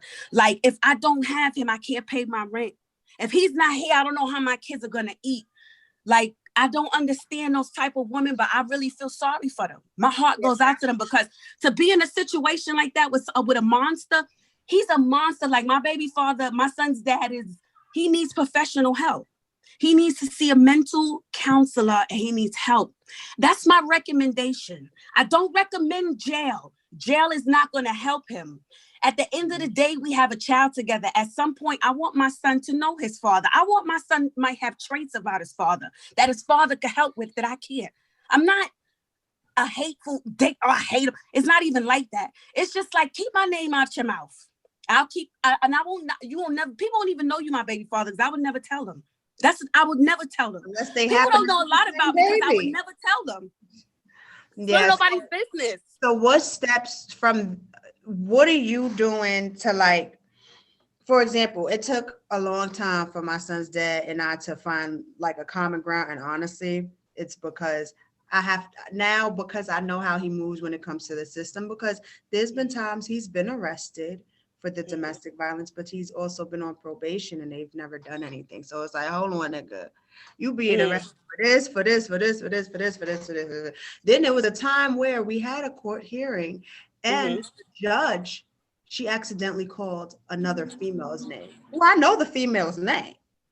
It's the girl who beat me up for anyway. Like we used to, you know how girlfriends talk. Well, he did this, we get to court. The judge says her name and I'm like, wow. The judge. And then I looked over to him and I'm like, I said, unfortunately, that's not me. He still didn't get arrested, still give custody of our child to him. Can I be honest with you, Jazz? I don't mean to cut you off, but can I be honest with you? I serve a mighty God, Jazz. I promise you, because I don't even know how a lot of the stuff even happened that just fell in my lap, You know, like I said, I'm a single mother with 6 kids. Have a purpose. Being a single mother, 6 kids is a lot. Because again, we always say, it can't be us. Because right now I would say, shit, we're 6 kids. There you go, baby. 16. Bitch, not me. Yes. We would all say that, but you never know. Because for God's sakes, I said I didn't even want to have one child. And I had Elijah September 10th, 2014. It was a Wednesday. I came home that Saturday. That Monday, I had my ass beat. I had a C-section as well. That ain't no joke. You literally, you can't do nothing. I couldn't even move. And this was my 6th. It wasn't like my first, second. This was my 6th. My body is a little different. I'm a little bit older. You know what I'm saying? I move a little funny. The healing is a little bit longer. And my thing is, you was in the hospital. You saw what I was going through. I don't understand how you would even think about wanting to put your hands on me because I told you had to leave. Obviously, this is not where you want to be. And I'm not even mad about that. That's not my issue with you. My issue is take your stuff and go on about your business. Yes. This is not going to work for me. I have girls I'm raising. My daughters cannot see me weak. My daughters can't see that mommy let a nigga beat up on her and she let him come back home. Nah, that's not what mommy's doing. It's not what mommy's doing. And, you know, I'm good with that part. I'm good with the part where we're not together. That part I'm way over. The part I'm not over is you not taking care of your son. It's a huge issue for me. The stunting on social media. You know, you take that picture. You come here one time, take a picture with my son, million different places, and then 3-4 weeks later, you posting the pictures as if you're with him, and you're not even around this little boy. He don't even know you. You know, so it's disturbing to me. Disturbing. For whatever reasons you didn't want to be with me, you should have just left. Like, you could have left. I don't have no problem with nobody leaving somewhere they want to go. Wow. I thank you for sharing that. I want you to stay on because now I do have mental health as well as personal development specialists, financial literacy specialists. We have resources come in. I want to follow on with Jay. Yeah, let me make sure I'm in the right. I appreciate your patience. We are running behind time a little bit, but we still have an hour left. So again, I do appreciate each and every one of you who are tuned in, my attendees, my panelists. J. Lisa says, hey girl. Hi, everyone. Hello, hello, hello, hello, hello. Hi. I'm going to step out for a moment, but you guys can continue. Well, first, wait, before you go, I just wanted to say, like, okay, well, she just went anyway, but I just wanted to say I'm excited to be here because last year, this time, I'm here. I didn't know my own story. And Jasmine's event was the first time that God used her event for me to tell my story. And Oh, wow. and I came there because I'm getting emotional, but I came there because I was supposed to be talking about my social club that I have for adults with mental health and developmental disabilities. And the name of the social club is I Am Enough. So it was an affirmation. So I'm like, okay, well, I'm going to come and talk about my social club and my whole purpose and driven drive behind it. And not knowing that, didn't even talk about the social club. And I talked That about is true. That is true. talked about the social club, but then I ended up telling my story. And from there, my life changed drastically for like literally, my And life changed drastically. And I would say drastically because, like I said, I didn't know my own story. And I know that I went through domestic violence relationships, whether it was male, female. I've been through emotional abuse, physical abuse, any type of abuse that you can think of.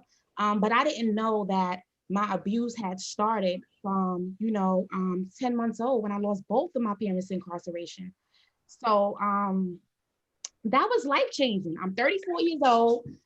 I go to visit my mom a couple of days after my birthday, and standing in my old bedroom, and the Holy Spirit said, ask your mom what she meant by when she came home. And I asked her, and she said, "Yeah, well, I was you was 5.5 years old when I came home." And I'm like, "Came home from where?" She tells me, and I was like, "Wow." And I said, it all makes sense. It all made sense as to everything that I experienced in life. I just didn't really know where it stemmed from. And that's so important. And I really say to people, be the scientist of your own life. Be growing up, our parents hide so much from us that we don't even realize that they hide so much from us. And listening to every one of you ladies talk, I experienced everything on down to being in a shelter with my child, being kicked out with my children, and even thinking about back to the young lady who just spoke, saying like you haven't even experienced anything like this. It was the same thing for me. I'm like, well, I didn't grow up with a dad in my household, and I didn't grow up with certain things in my household. So why is it that I was just so vulnerable to be able to accept this as something that was happening to me, and not realizing that everything I experienced was what my mother went through before I was even born, on down to getting kicked out the house, pregnant. And so, like I said, be the scientist of your own life, because then that's when you're able to really dig deeper. And I got to that one point in my life of, like I said, finally now, okay, I'm about to have my second baby 9 years later. And I'm like, I don't want to have a baby out of wedlock. Society tells you that you should not have no children, if you're not married. So I'm like, okay, fine. So I says, all right, well, I want to be married. Fine. If we cannot be married, I cannot have this baby, because deep down in my heart, I never wanted any more children. So we ended up getting married and things like that. And I remember before we even got married, he stated to me that, he was an asshole. And it was so many things that he was doing, and going back to the man that you were not used to having and the man that you were not used to being with, he was everything, right? And as we got on, he was never abusive in any type of way, but he was manipulative, right? He had that narcissistic behavior. So I was being financially abused, didn't know.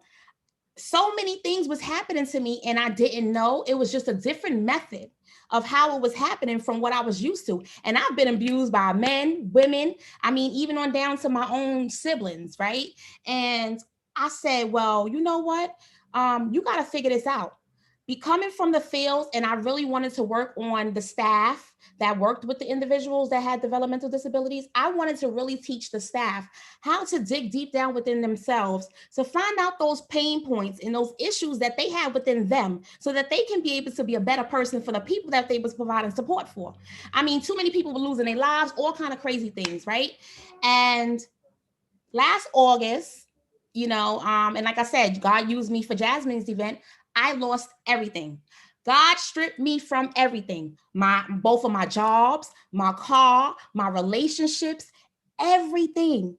And that day, I had to realize that I can't utilize this as being down.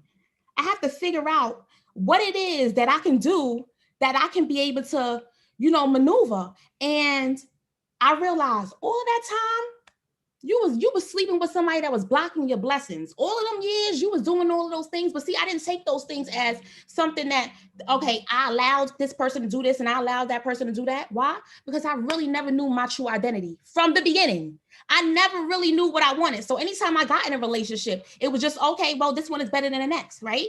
So God utilized me at that time. Like I said, Jasmine, I shared my story October, and by that next month, I had a book written. And it was a workbook, and it's called The Thriving Woman. So it's an interactive guide on defining freedom and success after trauma, right? And it's just all of the things that I've been able to utilize. So basically focusing on a cognitive behavior, right? And all the things that I was able to utilize to put it into this workbook so that you, as the damaged person, you as the damaged woman, man, whatever it is, can be able to really dig down deep within yourselves to find out what was those pain points that make you feel like you're not good enough. When you're dealing with, those issues of you saying, okay, well, Dad, I'm not happy. Well, why aren't you happy? I don't know. Write down why you're not happy, and when you write down why you're not happy, now you're able to identify how you want to feel after, so it's so many different things and, ways and techniques that, I wanted to really help women with so much. And then when I, like I said, shared my story, not knowing that I was going to be on a television show, and, God said, this is what you need to do. Gave me the whole name and everything. She is not her trauma, because I'm not my trauma. Although I've been through all of those things, I still finished. Last semester, I graduated from college with my bachelor's degree. I took 30 credits in that one semester, because I said, you know what, Jarisa, it's a lot of things that you need to do, and you really need to get yourself, like, I've always been that type of person, but I still was always silent and still wasn't able to speak up for myself. And I said, you know what, I'm going to utilize this platform for not only me, but other women and other people that shy away from even speaking about their trauma. People don't even know that they've been in trauma. And like I said, at 34, taking a psychology class, abnormal psychology, is when I found out, damn girl, all of those anxiety attacks that you've been having for years and all of those depressing moments and all of those things, it's been happening. You just never knew because nobody was able to identify that. You weren't able to identify that. And then going back to, like Jazz said, with therapy, right? And what my issue was is that when I was feeling those things and those things was bothering me, every time I went to the doctor, they didn't find no results. Why? Because I never knew my history. I never knew my story. So it was no way for me to even tell them what had happened to me because I never knew. So that's why I say, be the scientist of your own life, because there's so many things that's hidden from us that we don't even really know. And, to even touch base on what Jasmine's going through with her son. Jasmine, I just want to say to you, when you was going through that situation, you asking people to fill out campaigns and things like that. Do you know my son was missing for 3 weeks? 3 weeks. I did not sleep for 3 weeks. I didn't even know how to function. And guess what? At that same time, they rioting outside. They doing all of these things outside. I'm calling the cops, looking for, trying to figure out where I can find my son. And guess what the problem was? His dad, who was also my first abuser, knew where he was, but refused to tell me. And honestly, guys, like, it was a hard situation to deal with, but I had to take the bigger picture out of it and a bigger piece of that part to it. And I had to realize that all of those years, my son is 15 years old. And all of those years, I still was skating and playing safe mode, you know, because that was my son's dad, you know. And although I've been through all those other issues, what I had to realize is that your son is disrespecting you right now because he learned how to do it from the person that's hiding him from you. So when are you going to let go and just regain your freedom and say no longer? You got me on block. You got all of these things. I'm calling the cops left and right. They telling me it's nothing I can do because his father knows where he is. And I can't even find out what my son is. That was the most devastating thing in my life. But I had to turn that around to make it better. And that's why for every one of y'all, anyone that's listening, anyone that's talking, we went through these things for a purpose, right? We may not know the purpose, we may not know the reason, but our story it definitely helps someone else. Our story definitely can help us.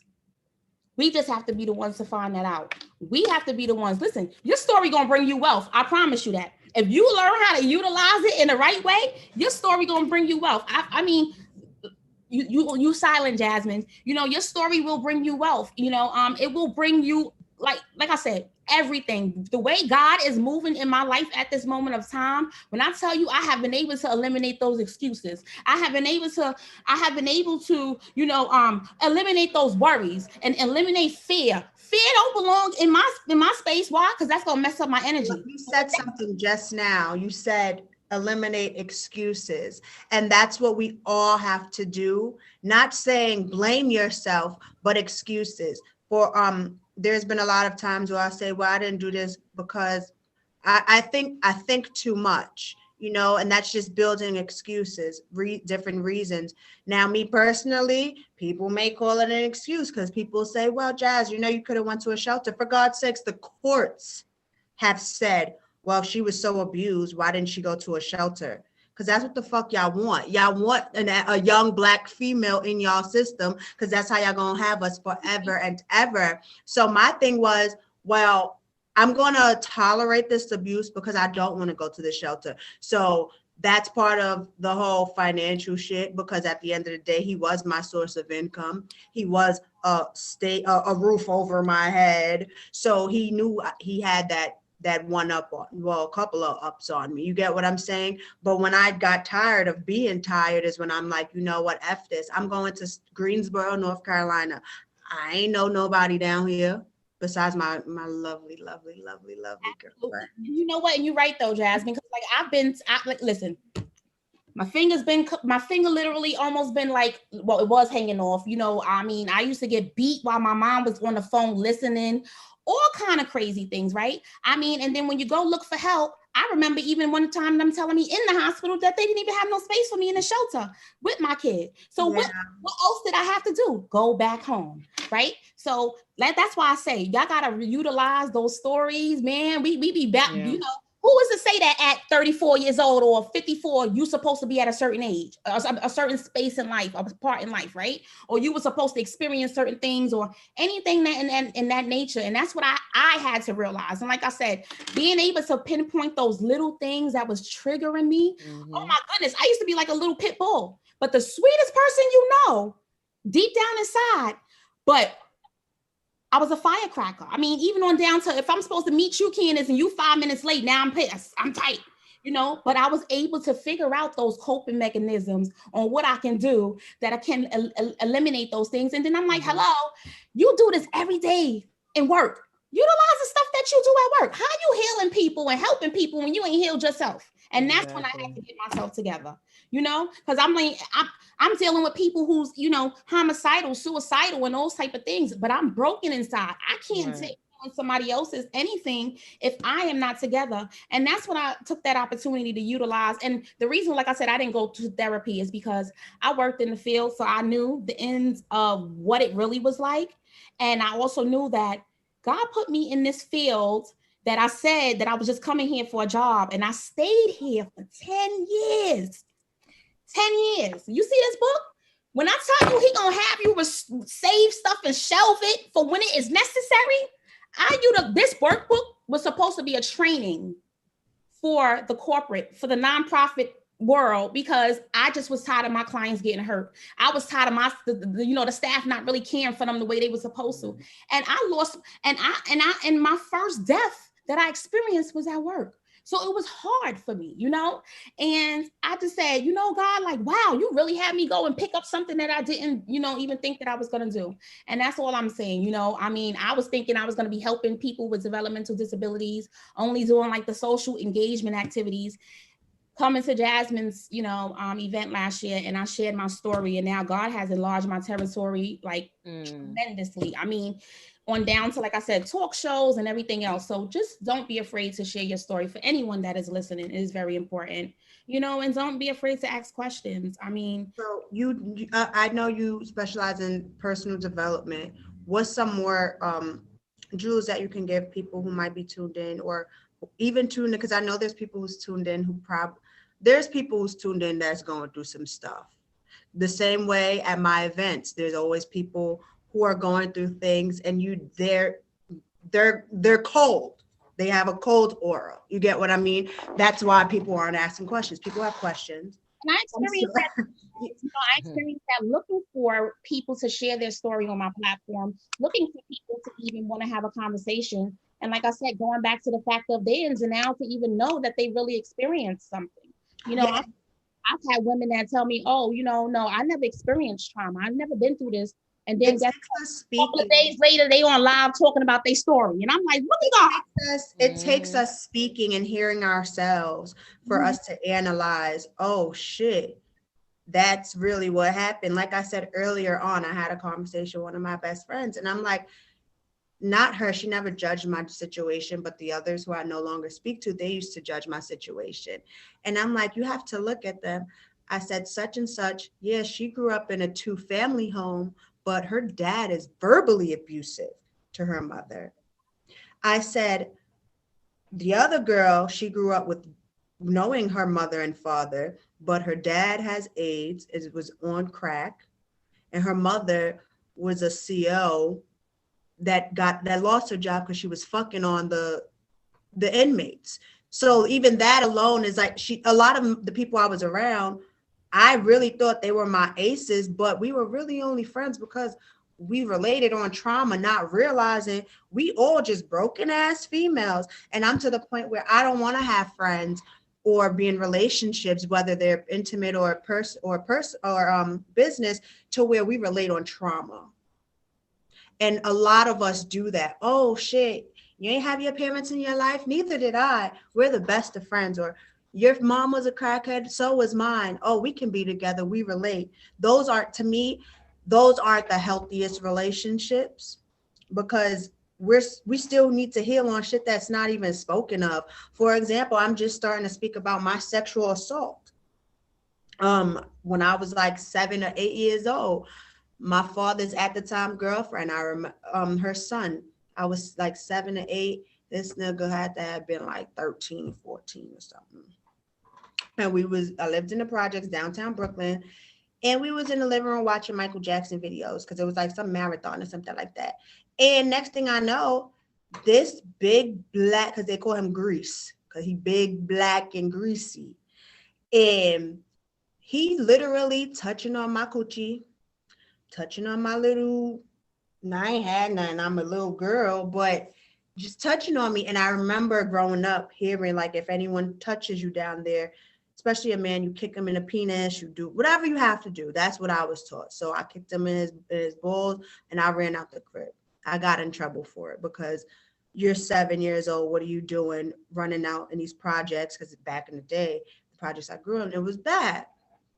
So I'm just now starting to speak about sexual assault. Even my son, Elijah, the one that you guys know, he's been sexually assaulted at his young age from children who he hang out with every day from in the next building. His dad knows about it. His grandmother knows about it. They allow him to hang out with this little boy every single day. So me being here in North Carolina, there's times I beat myself up like, okay, shit, I know there's certain things going on, and I'm not there to stop it. But if I'm not right, he can't be right. And I'm still getting myself together. You understand? So I'm a child of God, and I know he got me, and I know he got Elijah. So unfortunately, we all have purposes. So I look at it like, all right, unfortunately, Elijah has experienced a lot in his 6 years of life, but he has a purpose too. I can't question it, and none of us on this conference can question any of our callings, what the good, the bad, the ugly shit. Like Jay, I didn't know that last year when you spoke at the event. Maybe you mentioned it. I don't remember that you literally lost everything. Okay, you didn't speak about that. I didn't know that, so I commend you. August and 2 months later, you coming and you sharing your story, not even with the initial plan of coming to share your story, because there's other people there. There was a few guests too who came, and they weren't there to necessarily share their stories, and they did. Like this one woman, girl, Aja, she came. I don't know if you guys remember, she had a black leather jacket on. She was an aggressive woman. She came and she shared her story about sexual assault, and it was pretty dope. I like to connect with people because obviously it comes into business relationships. Look at you and Queen, you know. Hey, Sam. Yeah, so that's a lot. Met her at Jasmine event, y'all. Yes. Queen Candace, the Queen Blueprint, financial literacy, which is very important because a lot of us obviously, but they're not just with domestic violence, but we all need financial literacy. Shit. You know, 'cause I'm still gonna see you about buying my house, you know. Go ahead and do what you have to do. It's 9:19. We'll be finished soon. I want to continue with you after you have one more speaker, and then I'm going to close out with some more facts and whatever resources you guys want to share at the end. I want us all to do that, and I appreciate you guys again. Fantastic. I gotta give me a few seconds. I just gotta cope with this baby to sleep. Give me a few minutes. He must about dozing off. All right. So what I think is really great, that usually is not talked about, because I remember at the last event, nobody really spoke about the financial aspect, but on this tonight, every single one of you have said something about the financial aspect of domestic abuse, right? So what I really want to talk to you about is that financial abuse, and how do you recognize what it is, and what do you do after it's happened? How do you stop it? Those kinds of things, right? So,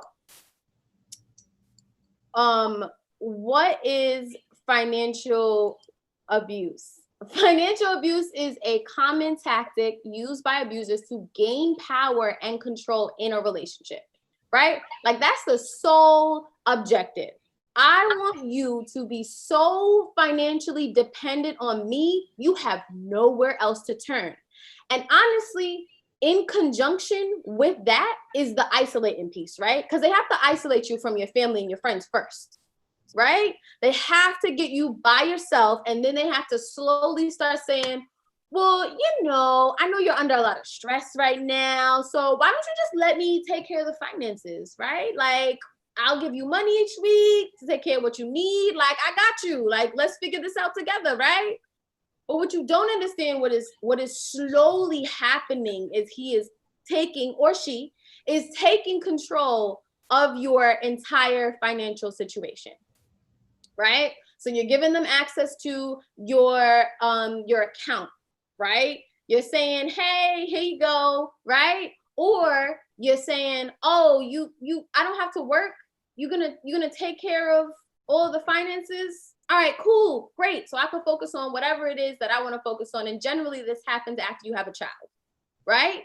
So then they're like, well, babe, you know, you don't really need to go to work no more. I got you. I got us, right? And you're like, absolutely. I just had a kid. I don't got time for this. Like, this a lot, right?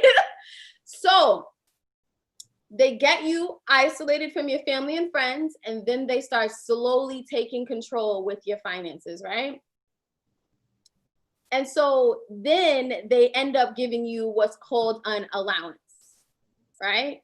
So that's that, oh, you know what? I'm gonna hit you off with a little $100 here. Oh, let me know when you need your nails done. Let me know when you need your hair done. I'll give you the money for it.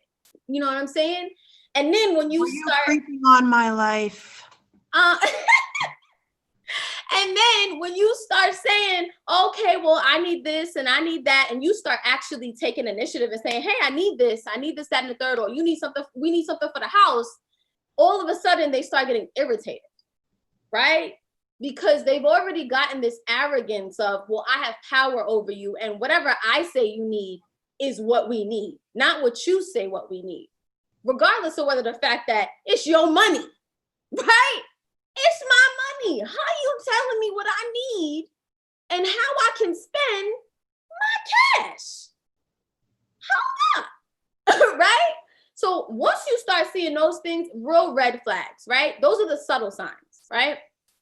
Now, I want to talk to you guys about the overt signs. This is literally like, if you see this, I need you to head out the door, okay? I don't care if you love them. I don't care if they saved your mother from drowning, okay? Don't care, run, all right? So this is forbidding you to go to work. So now, like I said, this generally happens after you have a kid because it's easier to get you to give up on going to work because you're tired, you're upset, you know, you have all of these things going on with your body for 9 months. Now you got to deal with recovery, right? So you're more susceptible to be like, all right, fine, you handle it. I don't even care no more. I don't got to go to work tomorrow. Great, great, great, right? So after you've already recovered and you start saying things like, you know what, I think I'm ready to go back to work now. Like, I can handle it. I got everything under control. You know, I got the baby under, you know, a very great schedule. We good. We rocking right now. Like, I'm ready to go back to work, babe. And babe's like, no, I don't think so. Like, what you need to go to work for? Like, I told you, well, I got you. What you need to go to work for? Right? I got the money. Like, you don't trust me?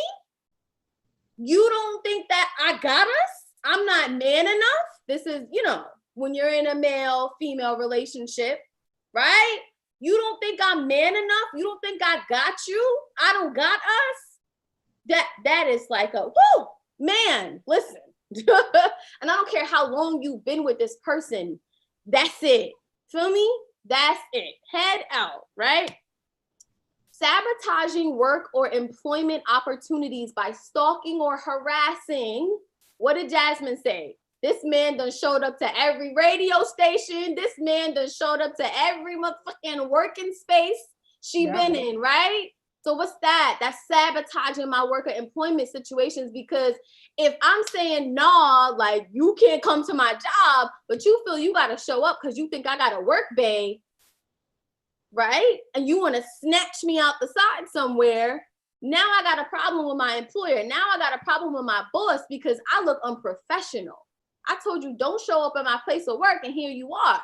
But he's doing that, or she is doing that on purpose, right? Because once again, how can I control you? If you're making your own money and you're getting your own paycheck, how can I control you? I can't. Because once you know you are financially sound, you know you can leave at any point in time because you got you, right?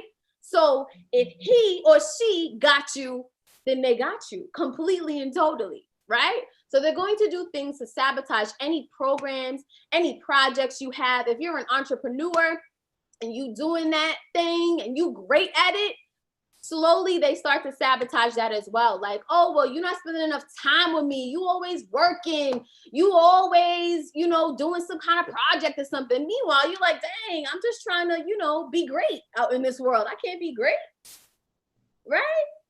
So that is that. They're physically bartering, you know, important meetings. They're bartering like the interviews, everything, right? Blowing up your phone while you're on an actual event. Hashtag, you know, really, bro?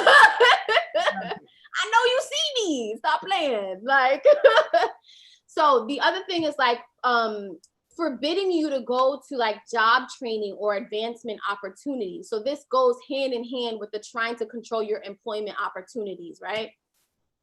Be that entrepreneurship or the traditional 9-to-5. Controlling how all of the money is spent. Again, that wait, you don't trust me, you don't think I got you kind of mentality, right? Because they're trying to guilt trip you into saying, no, what you mean? Like, yeah, I of course I trust you. How did you even get here? And then they start throwing a tantrum, and it's all to distract you from the point of them trying to gain full financial control and maintain the full financial control. Because if you start talking to some new person, some new, person like Jay Risa, who's like, I don't think that sounds right, Jasmine. Like, I don't think you should be giving him so much control, right? And you start getting these thoughts in your head like, oh man, nah, I don't think I should, like, dang, yeah, I wanted to go back to work. Why didn't I go back to work? Once you start breaking out from under their control, that's when they start getting way more aggressive, right? Because now they're like, oh, dang, I'm losing it. I'm losing her, right? So controlling how all of the money is spent, every single dime, every single penny. And they do that with those allowances, like I said as well. Like, well, I don't think you need that. And how much money you really need? You don't need that. You don't need that. We could go without that this month, right?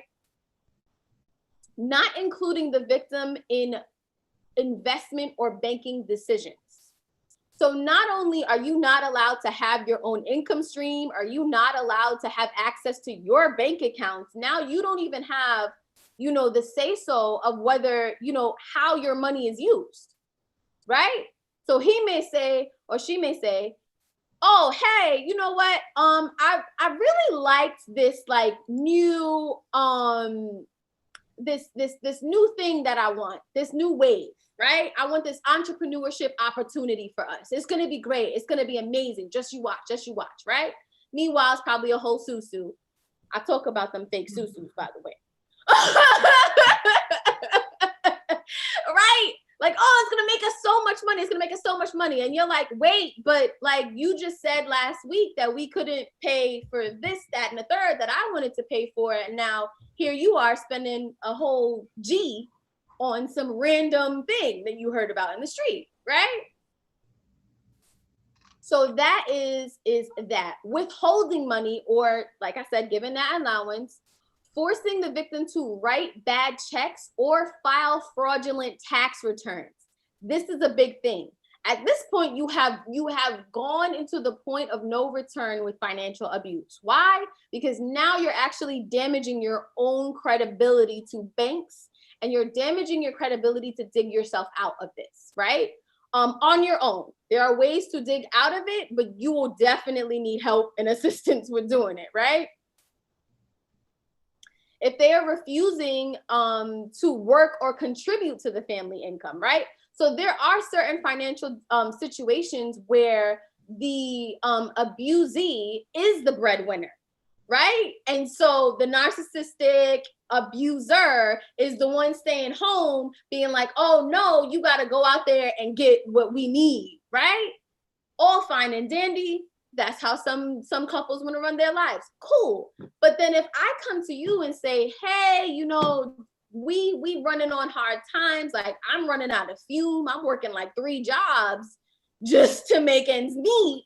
Can you help out? Can you go get a job? Can you pick up a side hustle? Can you start a business? Can we get some income flow in here? And they're like, nah, I ain't doing that.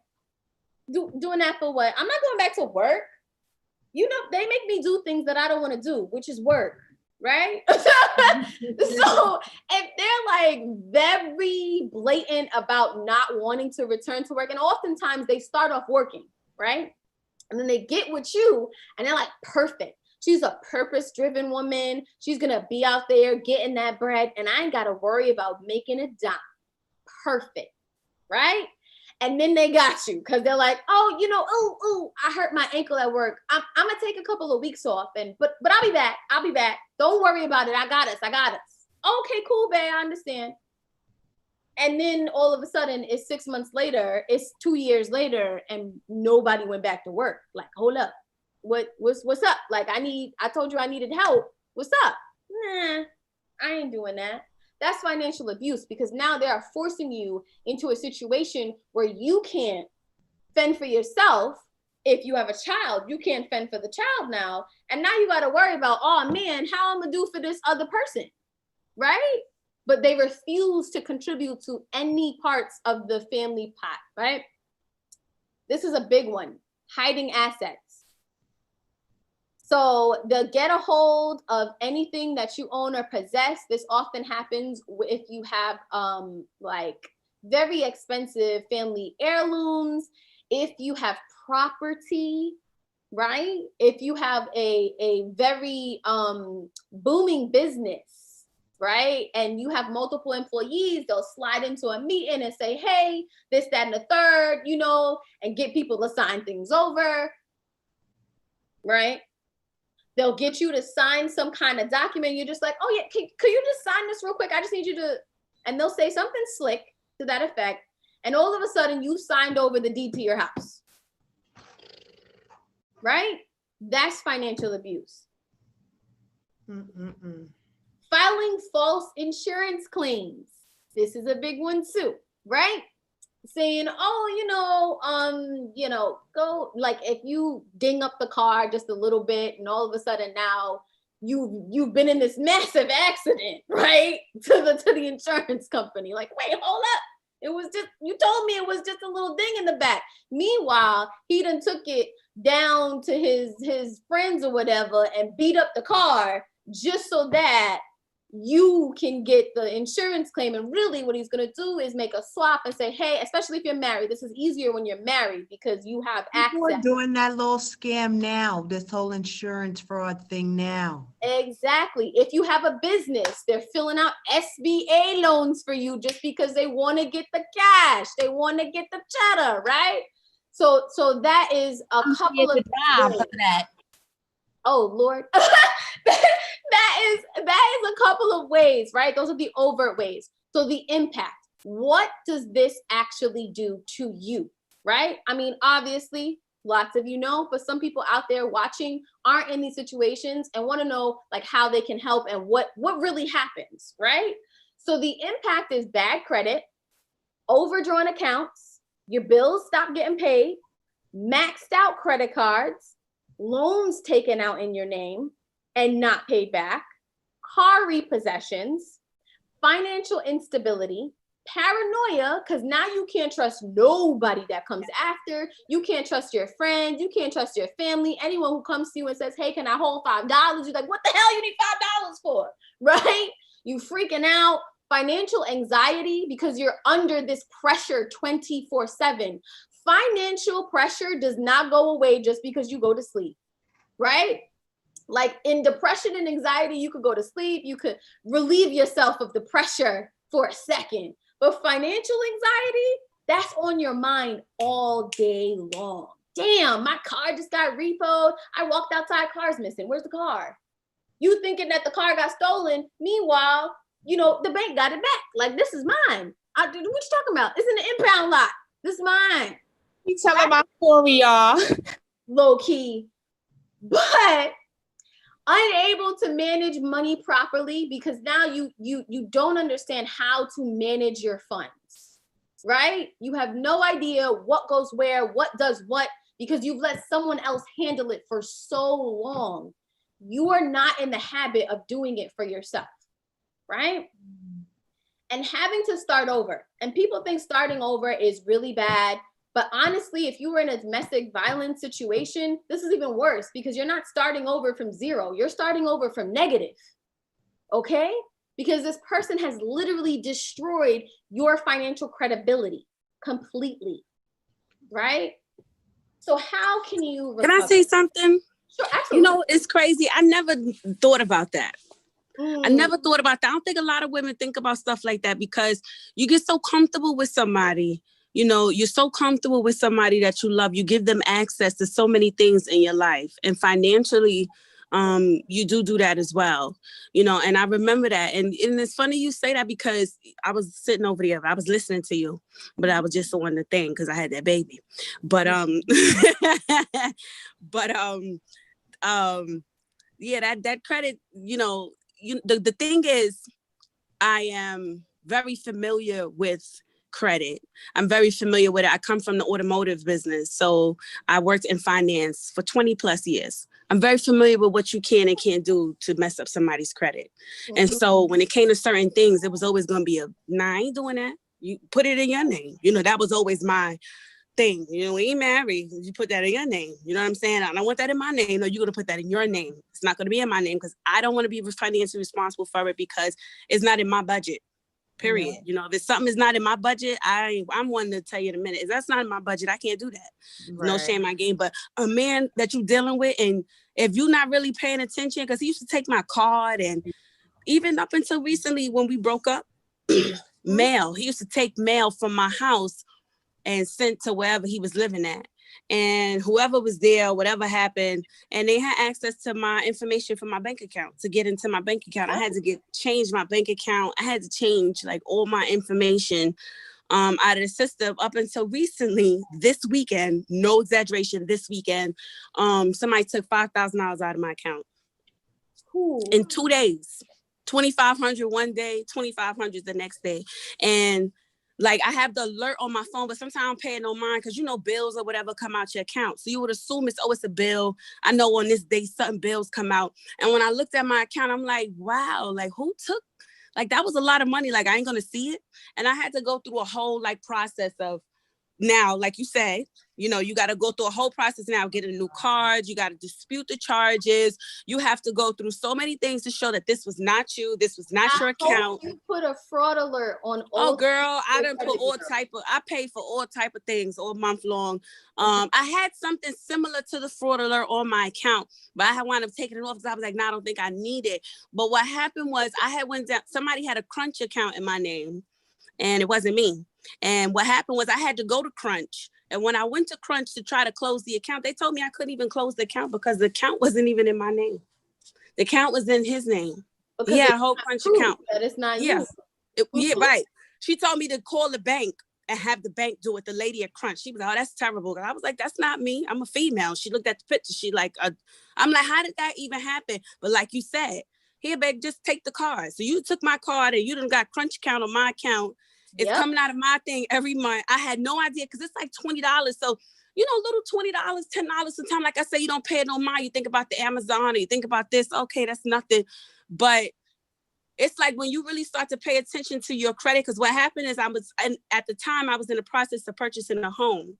And so everything on my credit, I was, you know, like nitpicking. What's this? Wait, what's that? Wait, hold on. And so as you nitpicking, you look, it's like, wow, people really could get over. Because if I didn't do that with Crunch, they still would have been taking the money out of my account. I don't even go to Crunch. I don't go to Crunch. So it's like, you know what I'm saying?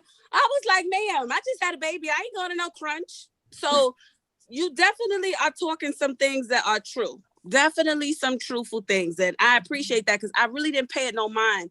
And it's like further going out, you know, as I'm dating or, you know, whatever I'm doing is definitely things that I'm paying more attention to now, especially when it comes to credit.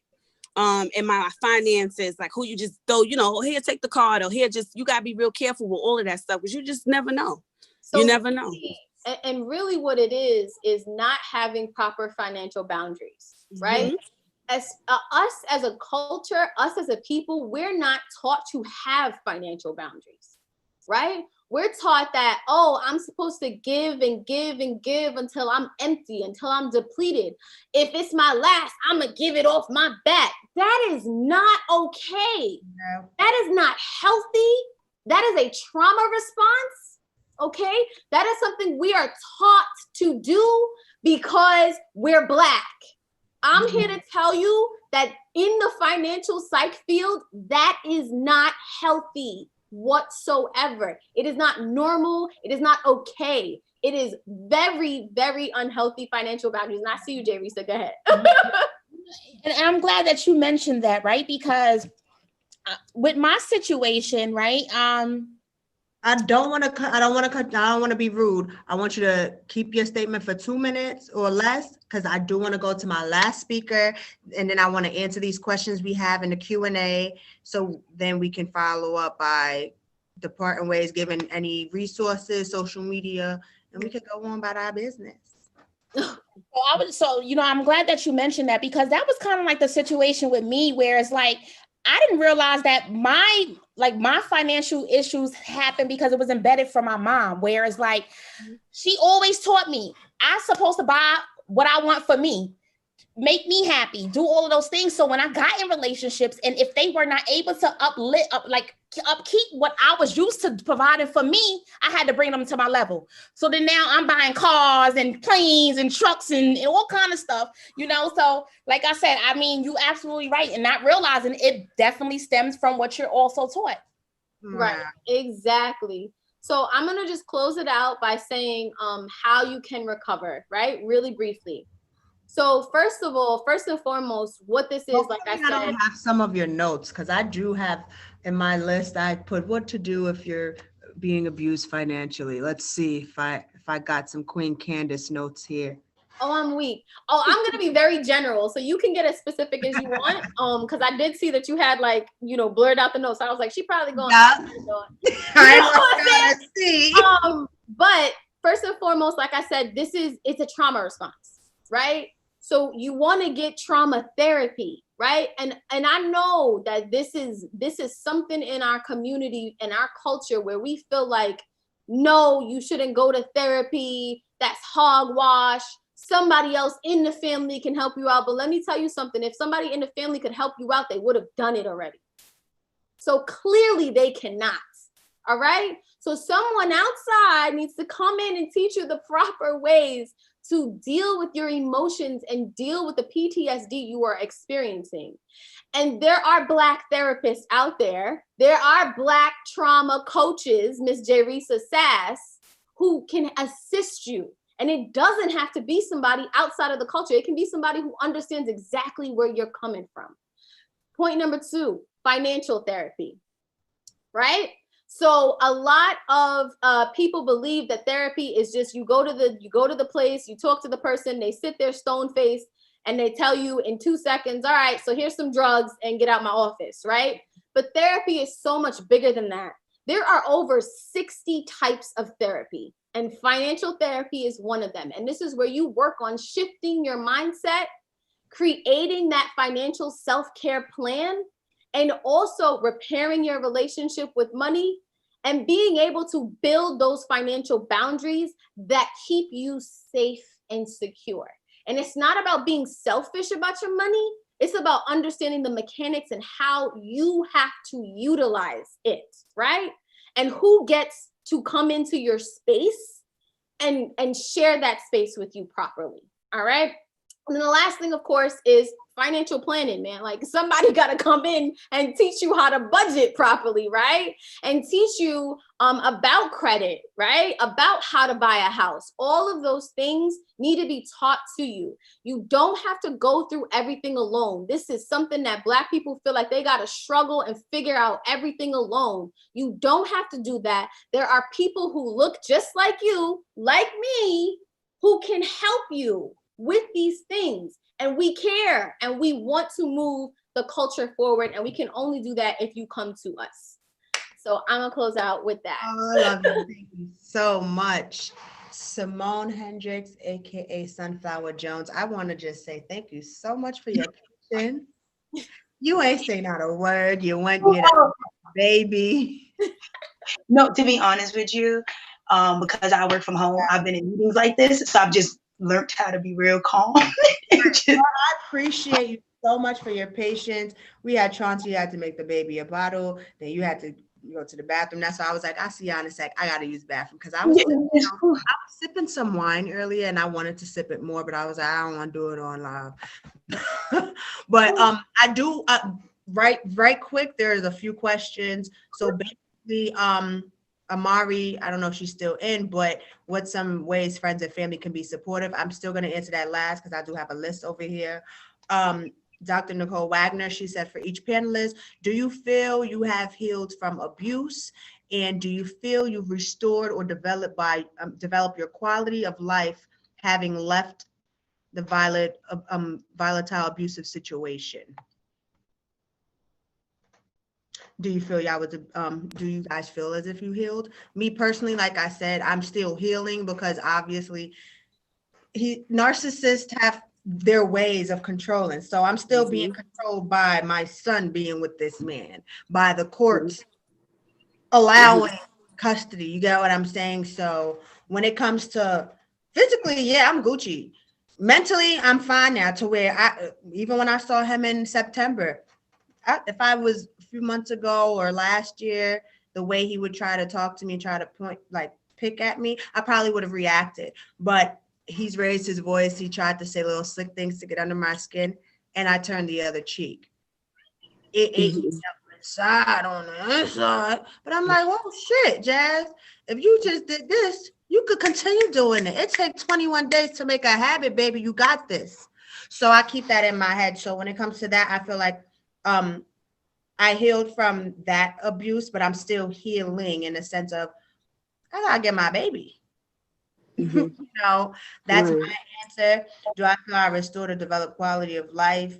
I definitely do. I do feel like I didn't know my purpose before I went through this situation. I've always been a nurturer. People always gravitated to me in different aspects of life. But now I feel like, okay, people are looking for you to say something inspirational. People are looking to you to give them advice. People are looking for you to do whatever it is. Because before I even get to that, I want y'all to know I'm a Brooklyn girl from the project, so I'm still going to be rough around the edges. I know when to hold and when to fold, though. I can be in a boardroom and I can be on the block, and that's just who Jasmine Taylor is. So you might see me burning sage, but then you might see me cursing someone out. It's still a part of my growth. Okay, it's still a part of my growth. What steps would you encourage a victim to take and exist in abusive situations? We're going to get to that later as well, because that's basically what Miss Steva wants to know.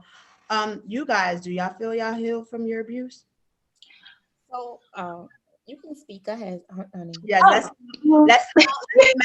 Simone answer that question, then we're going to get into everything she's about. I personally feel like I'm still healing simply because my abuser is dead. So not only is he dead, but we share a child. So I teeter between, do I tell her he was an amazing father, or do I tell her, well, he did these not so amazing things to me?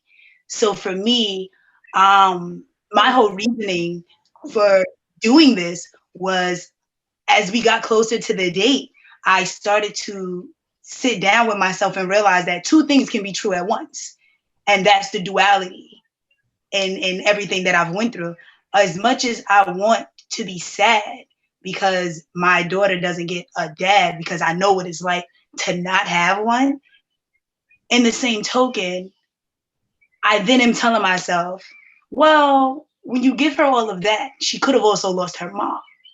And then I think about the relationship we have, and it is so amazing. So I personally think I'm still healing through it, only because I'm still processing my grief as well as her grief. Ooh, sheesh. So, okay, now you're a certified life coach and a survivor of emotional abuse. Let's talk about that. So, that was a lot. Give me 1 second. The toddlers are back. That was a lot to take in. I'm so sorry you're going through that. Shit. Go ahead, though. I cope by making jokes. They're not the healthiest of jokes, but I do cope by making them. Do you sing? No, I do not. You have a singing voice. You should try. Maybe. So for me, my family, I come from a long line of women who've been abused. So my grandmother was physically abused by my grandfather, and my mother was emotionally abused by my father. So I held on to the whole ideology of, well, as long as whoever I have a baby with is a good dad, I can be okay with anything else. If it doesn't work, it doesn't matter, because as long as he's a good dad, that would trump anything. And that was something that I knew I wanted if I wanted to be with somebody and had children with them. Also, within my family, we are not the most huggy lovey kind. Like, me and my mom didn't start hugging until I was like 26. Because it was just one of those things where it's like, oh, you're touching me. I don't understand why you're touching me. Yeah. So being with my daughter's father, I didn't understand what love bombing was. Like, completely didn't understand it. And love bombing is when they practically think you are the greatest thing since sliced bread.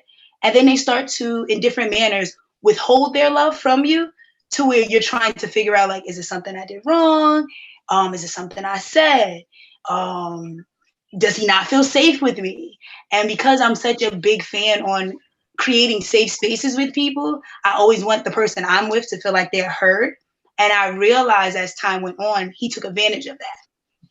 So he's like, honestly, just from listening to you guys' stories, I realized that and here's one of these bad coping jokes, I'm feeling like a little Wendy's 4 for 4. I was like, oh, I done got hit with all of this, all with the same man. This is crazy. Yeah. For example, the financial abuse, for some miraculous reason, even though he would have a job, he would lose his job, but I wouldn't know why. Like, he would tell me, oh, I got fired. And I'd be like, what happened? It'll be some excuse where it's like, everyone's always picking on me. And I'd be like, oh, okay. But as time went on, I'd be like, huh. Because when I would speak to his mom, I would think I had someone in my corner. And then as time went on, I realized, ma'am, you are his Cody in some of this. This is like crazy. Yeah. And it was way deeper than I even thought it could be. So when we first got together, everything was amazing. It seemed like we was two peas in a pod. We could read each other's mind. Like, we was that couple you didn't want to play taboo against because we were that damn good. And so the first time he had ever did something that was really like nerve-wracking for me was we was going to a prenatal appointment, and I was simply standing my ground saying like, hey, I'm not comfortable with how you're treating me. And he was just like, you should come home. Because at this time we lived in Jersey. And I was like, no, I'm not coming home. I'm going to stay with my mom. I'm going to like visit my mom in Queens. And I hate being embarrassed publicly. And this man got on like hands and knees on 34th Street near the Dwayne Reed, like putting on a whole spectacle to where people was kind of like, maybe you should go with him. And I really had to like stand my ground.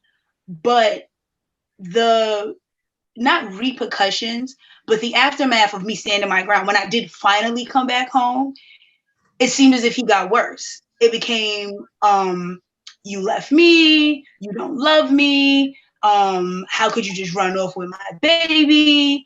It became a whole field of things. And then once I had our baby, once I had our baby, I found myself going through postpartum. And because I didn't understand like how to talk about it, because in my family, that's not something we talk about. And when my aunt went through it, it was more so everyone just rallied around her to take care of the baby. No one really checked on her to make sure she was okay. And so between me and him going through these moments, me having postpartum, and then on top of it, my mom sees the kind of man he is. So I'm still like defending him, trying to give him a chance when she's already seeing like, nah, he is not for you. Like, we would have arguments so much so to where he was convinced that I wasn't going to work. And he was so like he had it like deeply rooted in his brain that I was sleeping with somebody and I wasn't getting real checks. And this person was forging checks for me to make They it brothers. No, they brothers. They must have been brothers. They brothers. The madness of it was crazy. He would pop up to my job and he would be like, oh, why'd your friend decide to not speak to you? And I was like, well, because you ran up on me. You just ran up on me out of nowhere and I'm walking through a project. So, I mean, he's reading the room right now. So sorry. One time we got into a physical altercation, and I'm not saying I'm the world's greatest fighter. I am a veteran though, and I know a little something, but the man was like 6'5". So it was only but so much my little 5'4" self was going to do. So the first time we had a little physical altercation, I bit him. Like, he had me in this weird ass fucking hold and we was wrestling and I bit the fuck out of him. And when he fucking let go of me, I was like, I don't know what's going to happen next, but I was prepared for it. After that, he realized how I loved my daughter. So he would dangle her while we would be in like altercation. all of a sudden he would feel the need to pick her up, but want to be real aggressive with me, knowing that I naturally would probably fight back. So I'd be like, you know what? I'm not even gonna like do this with you because you got the baby in your hands. One time, just to be petty, I came home from work. He had an attitude. I had no idea what the attitude could have even been about. I go to open the bedroom door locked. I start knocking on the door, asking him to open the door. He's like, nah. We start arguing through the door. Halfway through the argument, I will say I was the aggressor and I kicked that motherfucking door in. And in the midst of me kicking it in, he starts screaming, the baby crib is there. But I had already kicked the door in, only to realize he had me panic and my baby was like, just safe on the bed. She wasn't even nowhere near any of the commotion. And so as time went on, I just found myself getting tired. And I found myself being only scared of two things, losing myself and dying. And the idea of death didn't sound so bad. And the worst part is, it wasn't that I wanted to kill myself, but I definitely just wanted to lay down and die. And when I started to feel like that, that's when I knew this was too much. This was too much. Because as soon as I started to feel like that, I then started to sit down and go, I don't like how I feel, but I don't want him around. And then I started to toy with the idea of, what if I hurt him? I started to toy with that idea. And that's when I knew for sure, like, this isn't healthy. Because if I go full-fledged and follow through with this idea, who gonna have my baby? Because I'm not gonna have her. And he for sure ain't gonna have her. So who's gonna have my baby? And then one day, we was just constantly still going through the motions. I'm talking about this man was so emotionally abusive. Like, my favorite aunt died. He argued with me the whole travel to her funeral, only for me to not even attend. Because he ends up throwing a tantrum, gets off the train at this random spot off of Queens Boulevard. He's not even from New York. Lord knows where the fuck he was going. But he decided this is more important. So I ended up having to come all the way back to Queens Boulevard. It was just too much. It became so much. And then towards the end, I found myself realizing, like, nobody eats if I don't go to work. Like, ultimately, what it started to boil down to is he can't eat. He can't wash his clothes. He can't drink no fucking water. I don't pay the light bills. He can't play no game. Like, he needed me just as much as our daughter needed me. And in that moment, it fucking clicked. I was just like, he has not an ounce of power, not an ounce of control. He can't really do shit, really. Okay, give me 1 second. Right? So then the best part of it was we were still living together. And so before we even had our daughter, we had always sat down and had a deep conversation that I come from the era as long as we can co-parent, if you was to ever need a place to stay, I would be kind enough to let you do that. And so what he knew about me was that he knew I always wanted my child to have a father. And he knew that if anything would have hurt him, he would have been able to still be in my life. And he also had known that someone I had dated previous to him had threatened to harm themselves if I left. And at that time, I was way more bolder in my boundaries. And I had left that person because I was just like, there's nothing I could do with that. And so I came home from work one day. But before that, like a day before that, it was I want to say Thursday. The Thursday, I was just over it. At this point, he was like able to openly talk about the women he was cheating on me with.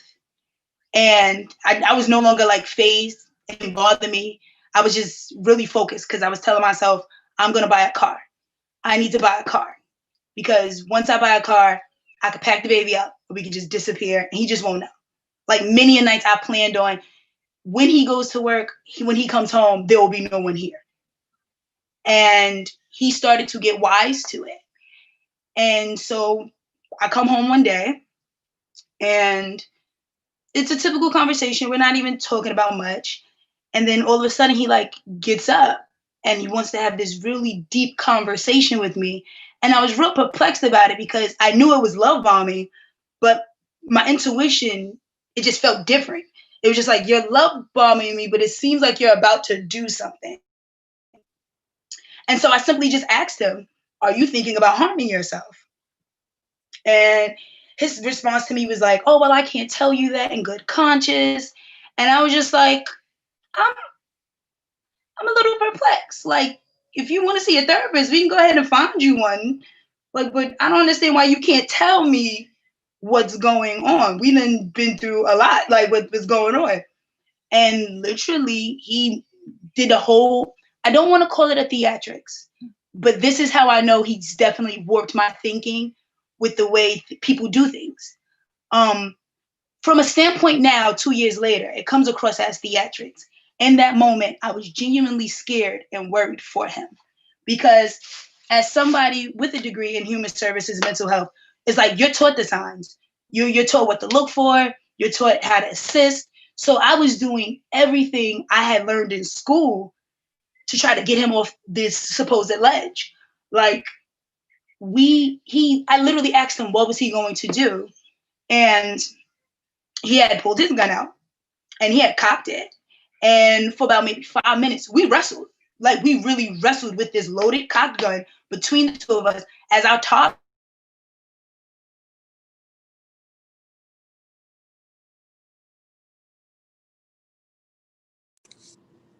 Was that her? No, She frozen. Getting juicy. Right at the seriously, Zoe? Get it together.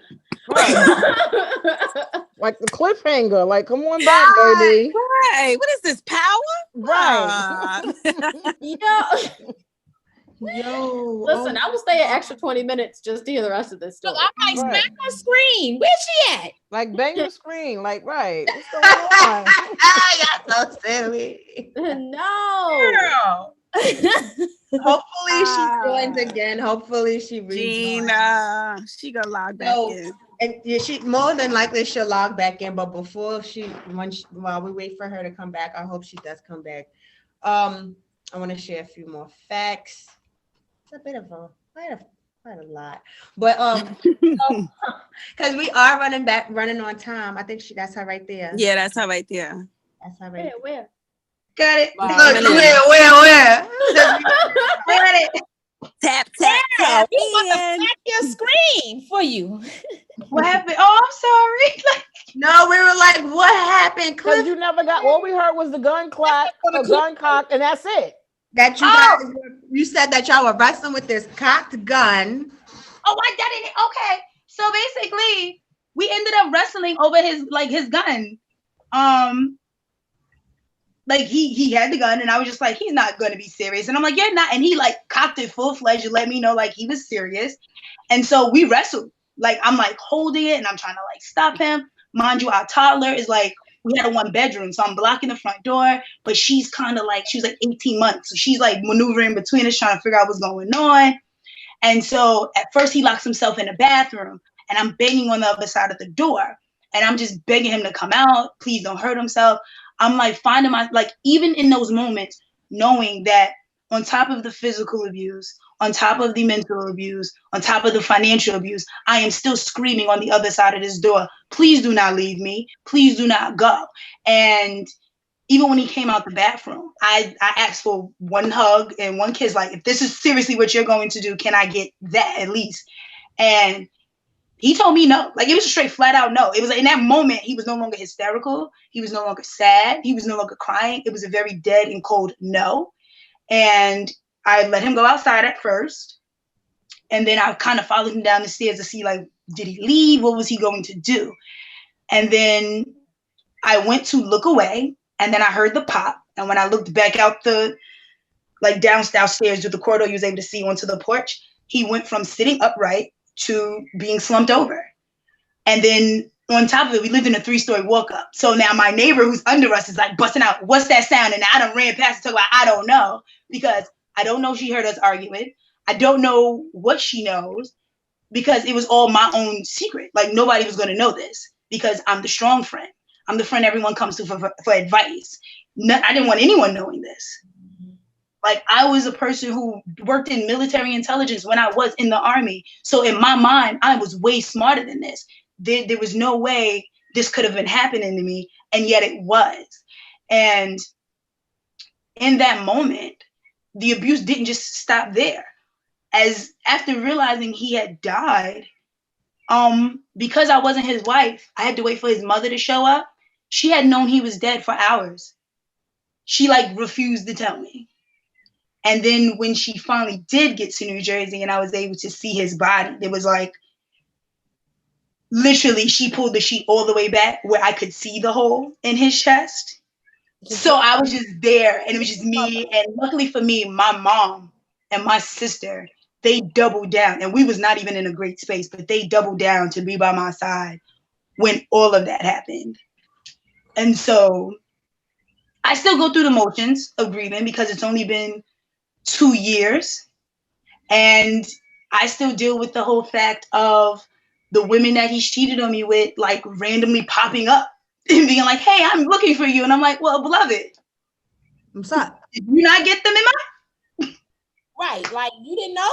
Like, wow. No, every woman, like in all honesty, every woman he has cheated on me with, they are all either still living their best lives or occasionally doing the whole, oh, I miss him. Where has he been? And then someone in his family is like, oh, he's dead.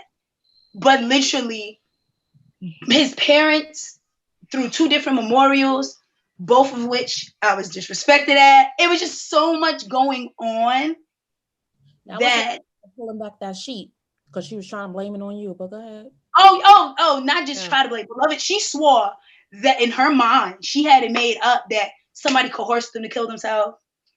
She had it in her mind that I did it. Even though apparently he had written 9 letters to 9 different people. Like he wrote 9 different suicide letters to 9 different people. How do you deal with all of this as your own individual, but yet still having to be strong for your child? So, at first it was hard. And I am so thankful for my mom because there would be times where, because my daughter looks exactly like him, I would lock myself in a room and just cry. Because I wouldn't know what to do. She would want to be underneath me and I wouldn't know how to look at her or I wouldn't know how to deal with her. And then the worst part about it is we also started to potty train her. But we, like in my household now, simply because of that situation, no one can close the bathroom door. Like there is no closing a bathroom door because there's a slight chance that my daughter might just lose it. And so we gradually have gotten to be able to like close the door. But if for at least a year, you couldn't even close the bathroom. You couldn't close any door in the house. And she's fully, how old? You said she was a toddler when this happened. Yeah. She was 18 months. Okay. She's 3 now. And she's fully aware that her dad took his own life. So she doesn't know he took his life. What I do tell her is that he's dead. I do explain to her, like, he did die and he's out in the universe. And she accepts that. And that's because luckily for me, 2 of her favorite shows have covered the theme of death. One as a pet and one as an actual family member. So she seems to be more comfortable with it than I am. Mm-hmm. So I'm definitely thankful for that. Right. But it is hard. It is hard because, for example, every day I go through a different way of grieving. And I just recently learned to accept that there may be a chance that he may have never loved me. And I'm learning to cope with that idea. Because as of right now, I will never know the truth. Like, even keeping in contact with his father, I'm realizing that there are things that I just still didn't know about. Like, there are things where his father's like, yeah, like, I sent him money to help you guys. And I'm like, help us do what? Because I took care of everything. Yep. So I'm not really sure, what did you help with? And the only person who seems to have known the truth is his mother. His mother seems to be the only one who knows. Oh my! She would know whenever he got. She was the one who actually, like, after he died, she was the one who finally let me know, like, yeah, that job he had got when y'all was first dating, he got fired. And I was just like, what do you mean he got fired, beloved? Like, he pushed the issue to live with me after he lost that job. Wow. Like, I don't. The mamas, they're not listening. We got to remember, these are their children. Like, I'm not saying I'm going to be one of those moms. At the end of the day, I don't know. We can't say what we will and will not do in life, you know? Oh. I don't think it's not my normal to be an enabler. Like, you know, and that's what a lot of parents do. Shit, we some strong women up in this panel tonight. I appreciate each and every one of you. We're gonna wrap up in just a few, but I still do want to, I'm not gonna say all my facts because I still have more. It's still Domestic Violence Awareness Month, so you might have saw some things that I posted, you might not, or you might will within the next few days. But basically, between 94 and 99% of domestic violence survivors have also experienced economic abuse, in which we have touched based on. Examples of economic abuse include, which Queen Candace, she did say some of them: preventing victims from attending a job, of course, demanding that the victim quits his or her job, preventing the victim from looking for jobs or attending job interviews, harassing the victims at work, coerced debt, in which we definitely touched based on as well. When an abuser forces non-consensual credit-related transactions, like we stated, which include applying for credit cards, obtaining loans, or opening accounts in victims' names without their knowledge or consent, forcing the victim to obtain loans, forcing the victim to sign financial documents, refinancing a home mortgage. Queen Candace literally touched base on all of the financial and economic abuse facts. Now, what to do? You stated some of them, but you would have thought I was in like Brownsville or something, y'all. It's mad loud outside. Like, don't do Brownsville. Don't do Brownsville. Don't come to Brownsville. Right? Don't do that. No, you know it's so crazy. Don't do that. Brownsville too. Cut it down. Right. Ma'am. Listen, I'm a downtown Brooklyn girl, so I don't know all that extra Brownsvillian talk. Don't do Brownsville. Don't do Brownsville. But okay? no. My radio station is downtown Greensboro, so it's like any downtown area. The bars across the street, obviously the train is there. Like it's always. See, she said something about Brownsville and they froze her. That's what she get. Look at God. Look at God. From Brownsville. Look at God. Look at God. And he's from Brownsville. Right. Yeah, Miss Taylor. While we wait for Jasmine to go. Oh, she came back? Okay, good. I wasn't there. I was about to say, anybody got any You questions? was frozen. Oh, shucks. I was like this, girl. You was like this. I was talking for a minute. Oh my gosh. Because the Brownsville guards muted you. All right. Y'all got that. Okay, so I was talking about what to do if your partner is abusing you financially. And I said, first, you'll seek help from my trained domestic violence advocate. You'll avoid using credit and debit cards that can enable abuser to track your whereabouts. Keep your personal and financial records in a safe location. Leave copies with a trusted friend, relative, or in a bank safe. And it's so strange because right before I moved in with my son's dad, I was living with my godparents because like I was raised with my grandmother. Today's actually her birthday. She would have been 91.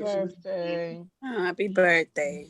And she was the mother I knew. But anyway, all of my important documents down to my grandmother's documents, I didn't start getting them until a couple weeks ago because I was in an unstable environment. I'm talking about my insurance policy, just everything I had to keep with a trusted family member because the abuse was just you know, I was being abused in all aspects. So now it's like, mind you, this nigga done tried to tell me, oh, you need to see if you could get if you could qualify for a loan so I could get a van because he do dollar van. No, I'm not getting nothing in my name for you. You shitting me? Wait. I just want to say, if you don't have a trusted family member, because I don't, then I am a trusted family member. you can also just get a PO box, right? No, that's exactly. I was going to say a safe or a PO box or something like that. You can definitely get for your trusted things, even if you don't trust a friend, you know, because at the end of the day, my friends are family now, but there's different things you can do. Compile an emergency evacuation box with copies of your family's important records. And along with that, even when you're going through domestic violence, you have to plan your escape. Yes. Yeah. A lot of us, we don't. And it's so strange because people would ask me all the time, why are you still there? Why are you still there? Not knowing the whole time I got a plan for a couple years ahead. Like, you understand what I'm saying? So there was one thing that I've always done. I always had a little travel bag by the door, just in case. He ain't never know what it was, but times when I needed to run out, I'd grab that bag and go, because I never knew where I would be going. But we have to plan our escape, and in your emergency travel bag, whatever, you have to have those important documents, because again, you just never know. Because had I not had my personal documents when I got to North Carolina, I literally would have had to still been going back and forth to New York doing stuff. But I just so happened to keep my birth certificate, my social, whatever I need on me when I was going through that situation. If you're considering leaving your abuser, calculate what it would cost you to live on your own and consider starting to set aside your own money in a safe place. That's why I said you have to plan, you have to make an exit plan. Okay, now how to help overall. We know the system sucks, so we have to encourage our legislators to tighten stalking statutes so the stalking is both easier to prosecute. Because obviously, like a lot of us are talking about this whole election that's coming up and stuff. I'm not going to get into my opinion on that. But what I do talk about is we have to pay more attention to our primary elections and like our who do we have in office as far as who's our district attorneys and things like that, because it's shown that abusers, both men and women, they might get arrested and then come right back out. It also shown that we're not protected in the sense of there's no domestic violence self-defense laws or anything in that nature. So you can kill someone, man or female, because you were defending yourself in regards to domestic violence, and now you're in jail for the rest of your life. And they're like, well, you did just kill somebody, so we have to talk and be more aware of who's in office in our communities as well. Support programs in your community aimed at increasing domestic violence, sexual violence, and stalking education. So things that I'm doing here, inspire. If you know someone in a specific field, say, hey, listen, you should go to this area and touch base on it, because what we don't have is a lot of people speaking about quote unquote taboo discussions and topics. That's why I do have these events, because we Black, a lot of people, you get molested as a child, they don't want to talk about it, they brush it under the rug. Domestic violence, they might get somebody to beat somebody up for you, but then that's it. It's never, okay, well, how are you really feeling? Are you mentally okay? Therapy. There was another question asked, are we enrolled in therapy? I was when I was in New York, but I found my own ways of therapy. You get what I mean? So I don't necessarily feel like me going to an office and talking to somebody has helped me. I feel like talking to people who can relate in a sense has helped me, because like we said earlier, when you hear yourself speak, you can hear how it sounds and you can be like, all right, this got to be done differently. Yeah. Especially my last relationship, me talking about this bitch over and over and over and over and over again. I'm like, oh my God, you sound crazy. She really did you wrong. That's how I got over it, talking about it. So that's my therapy. Also, I did post something a few days ago, and I want to just recite it just in case you guys missed it. Give me 1 second. Because Ms. Diva asked what's some advice we can give people if they have been through domestic violence. Okay, no, that's the wrong thing. Sorry, I don't have it in my phone. But you guys, what's some advice that you would give someone who is going through domestic violence or even still recovering, such as myself and others who are on the panel or even as attendees? Can I just say that I think that we all just kind of need some me time, after you get out of any type of bad relationship. The me time is important. not to just kind of want to jump into something else. Sit back and ask yourself some questions like, what could I have done? At some point, as women, we have to take responsibility for some of our actions as well. Not to say anything warrants a man putting his hands on you or anybody hitting you. That should be your result. But at the end of the day, we have to really sit back and think like, how could have prevented it? How could this could have been stopped? Or what should I have, And never blame yourself. Oh no, I'm definitely not blaming myself. No, not you. In general, like for example, right. Don't blame yourself. Right. But definitely ask yourself some questions, because accountability for yourself is definitely important. You know what I'm saying? Like, because if not, you'll do the same thing over and over. It'll just keep happening if you don't fix yourself. At some point, you just, give yourself some me time. We all came to the terms that a lot of us have slick mouths. I know I do. I'm not going to tell someone SMD. That's why I'm blocked on Facebook. All right.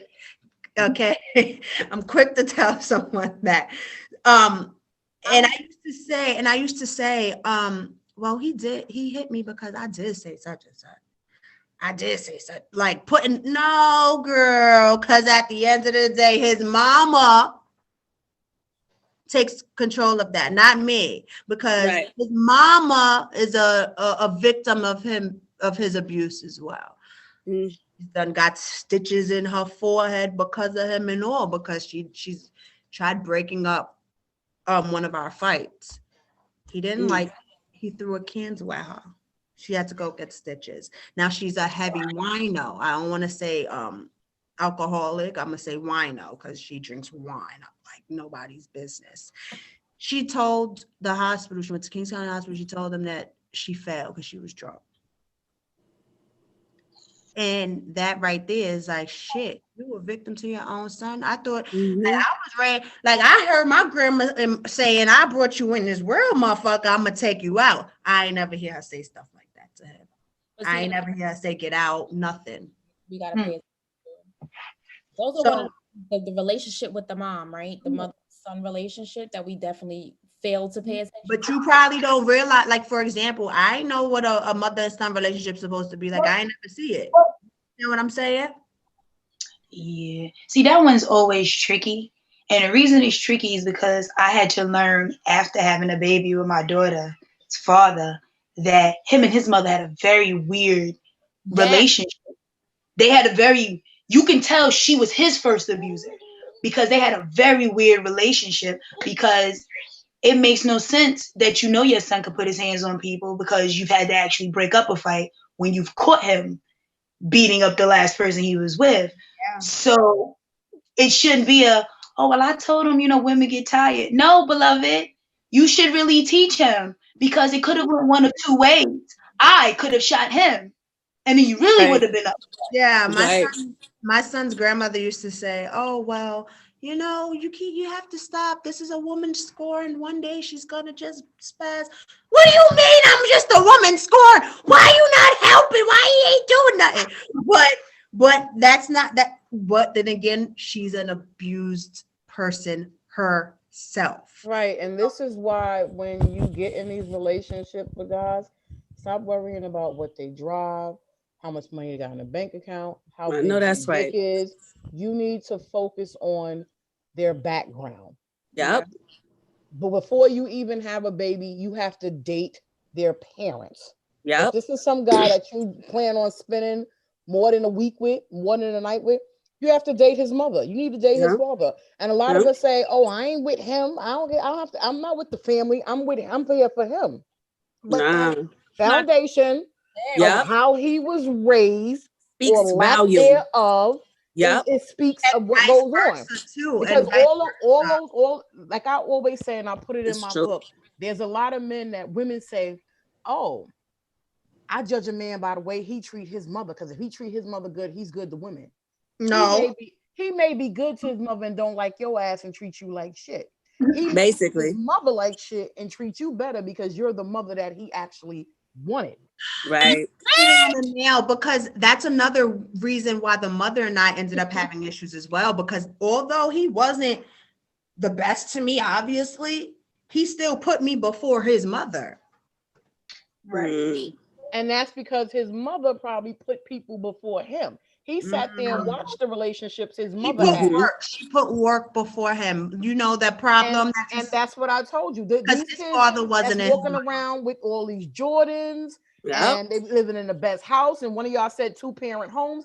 I'm not saying it's wrong, but just because you got a mother and father in the house doesn't make a beautiful home, because that's It where our don't. domestic violence happen at.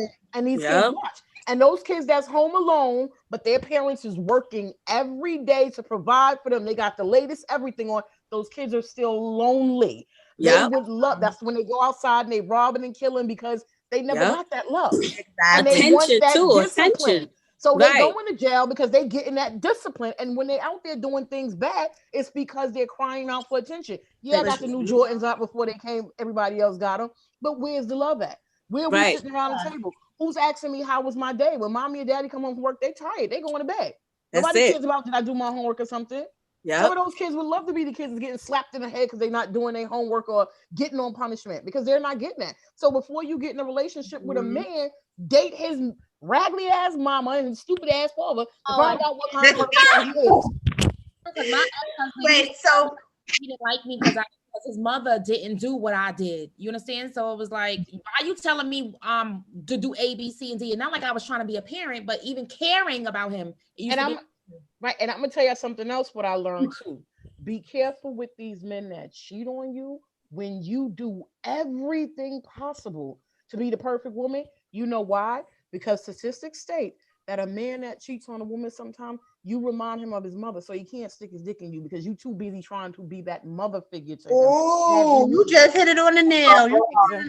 I had girls say that to me before, so it ain't even just a heterosexual thing. Because girls, You know, the crazy thing is my son's grandmother and I have a really good relationship.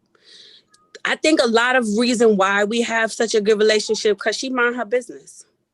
You know, when we have conversations, our conversations is about the baby.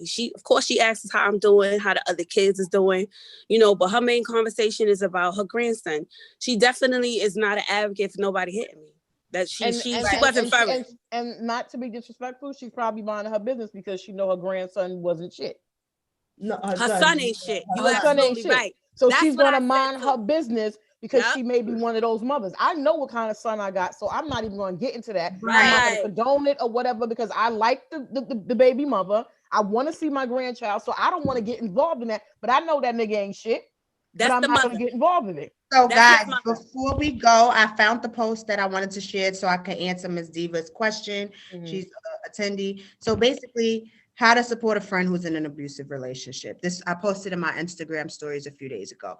So you express your concern. Something as simple as, in quote, I noticed the way your partner treats you and it makes me uncomfortable. How do you feel when they treat you that way? I wish somebody asked me that in that way because it was never asked that way. Well, my homegirl asked me, but she said it in a very like Black girl way. That's what I'm saying. It's not that word. How you say things. Yeah. Especially when you're used to abuse. So you definitely have to tread, like people have to tread lightly. Offer to be there. Let your friend know that no matter what happens, you'll be there for them. Make sure that if they decide to stay in that relationship, that you don't pass any judgment. Listen and acknowledge their feelings. Don't sway them into making any decisions. They need to do whatever is safest and best for them. Listen to their story and validate their feelings. Tell them that they are not at fault for the abuse. Often, victims of violence blame themselves. Let your friend know that the blame for abuse, someone just exited, that's all. Let your friend know that the blame for abuse lies entirely on the abusive person. They are never at fault for their actions of the abuser. Help your friend find resources. Even if your friend isn't ready to leave, you can always direct them towards resources like the domestic violence help hotline, although they don't really, I don't want to say they don't really help, they just haven't helped me. Advocates can help them make a safety plan when they're ready to leave. That's what they're trained to do, but if you're in New York, then if you call Safe Horizons, it's, hey, we don't have any rooms right now. that has happened to me multiple times. I haven't had, they haven't had any rooms. Do not make, this is the last thing, do not make things worse for your friend. Never reach out to the abusive person. Don't attack them online, or don't let them know that you're aware about the abuse. It would only make the situation worse for your friend. And that's the notes that I have for tonight. You guys can definitely go ahead and share your social media. Any last words? It is 10:32, so I want to finish this at like no later than 10:40 because we's over our time. And I appreciate you, Queen Candace. Oh my God.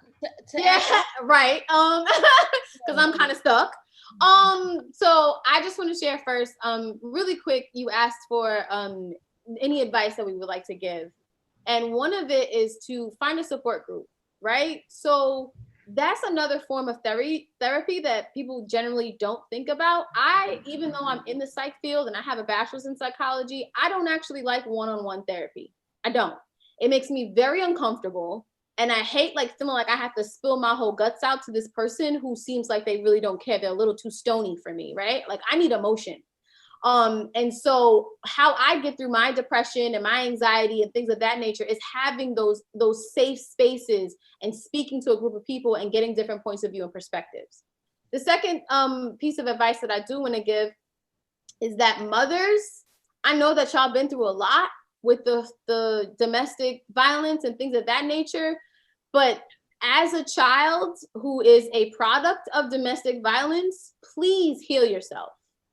Please get help, because your rejection and your negligence and your like coldness then creates another cycle of violence that you don't want to be the reason behind, right? And this is not to fault somebody or point fingers, but this has been my experience with my mother. And now I can't have a relationship with my mother because she's too busy being angry and upset about something I have no control over.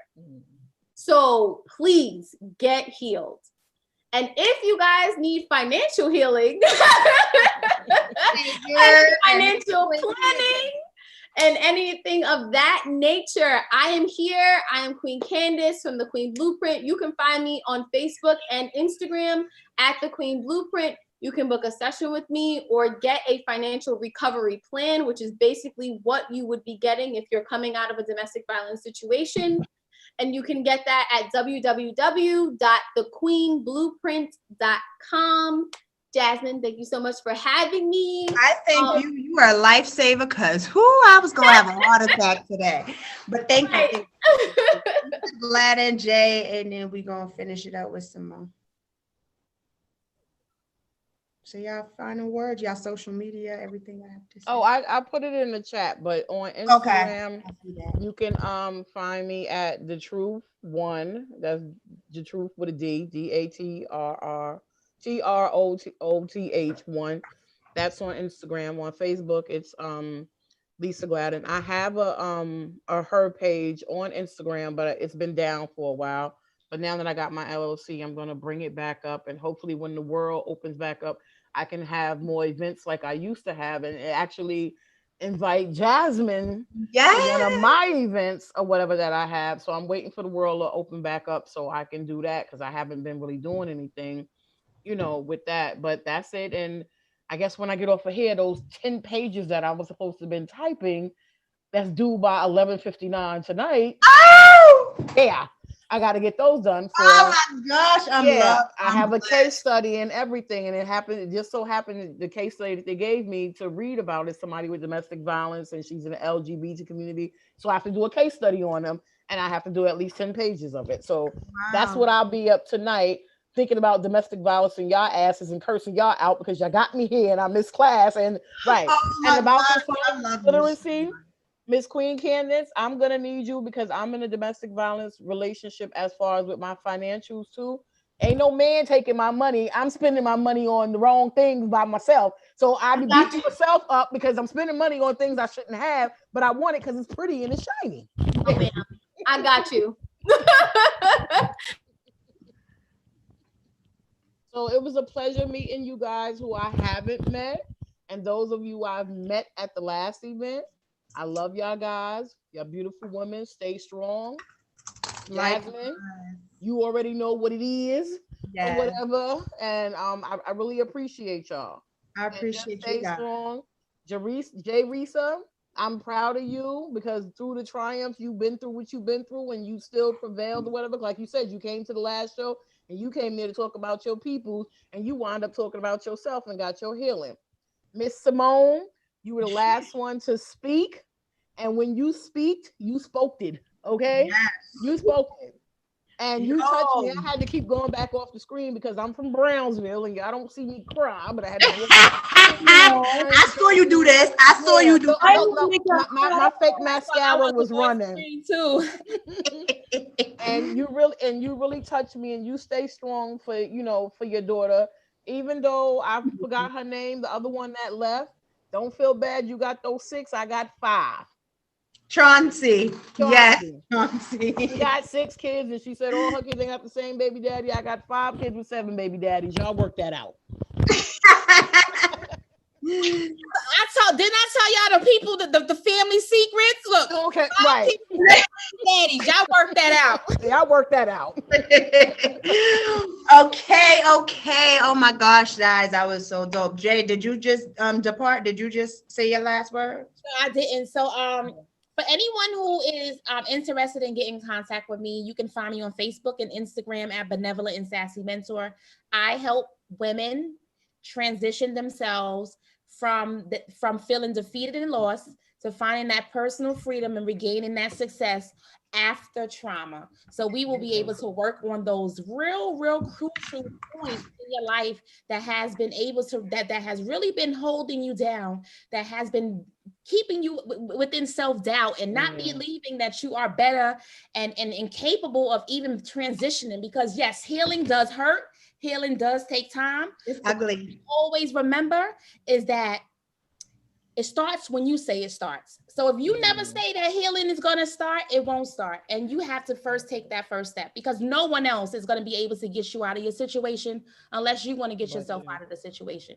You can have all the life coaches you want. You can have all the therapists you want. You can do all of those things. But guess what? If you are not committed to your healing, and if you're not committed to your first step, then it will not be successful. You will. Exactly. So I just want to say I am here to help anyone who needs that guidance. So you can find me on Instagram and Facebook. So thank you, Jazz, once again for having me. Like I said, it was definitely I enjoyed tonight. It was dope. And I guess it's my final words. All right. Obviously all of you guys have me on social media already. Wait, did Simone go? You went? Oh, wait, no, I thought she went. Oh, my bad, y'all. I was just enjoying the show. No, you go. Let Jasmine close it out. Okay, so go ahead. Oh, so Mom, you can find me on Instagram. My social media is Intimate with Sunflower Jones. I am currently hosting affirmation workshops. I have one on Sunday. Tomorrow. Tomorrow? Yes.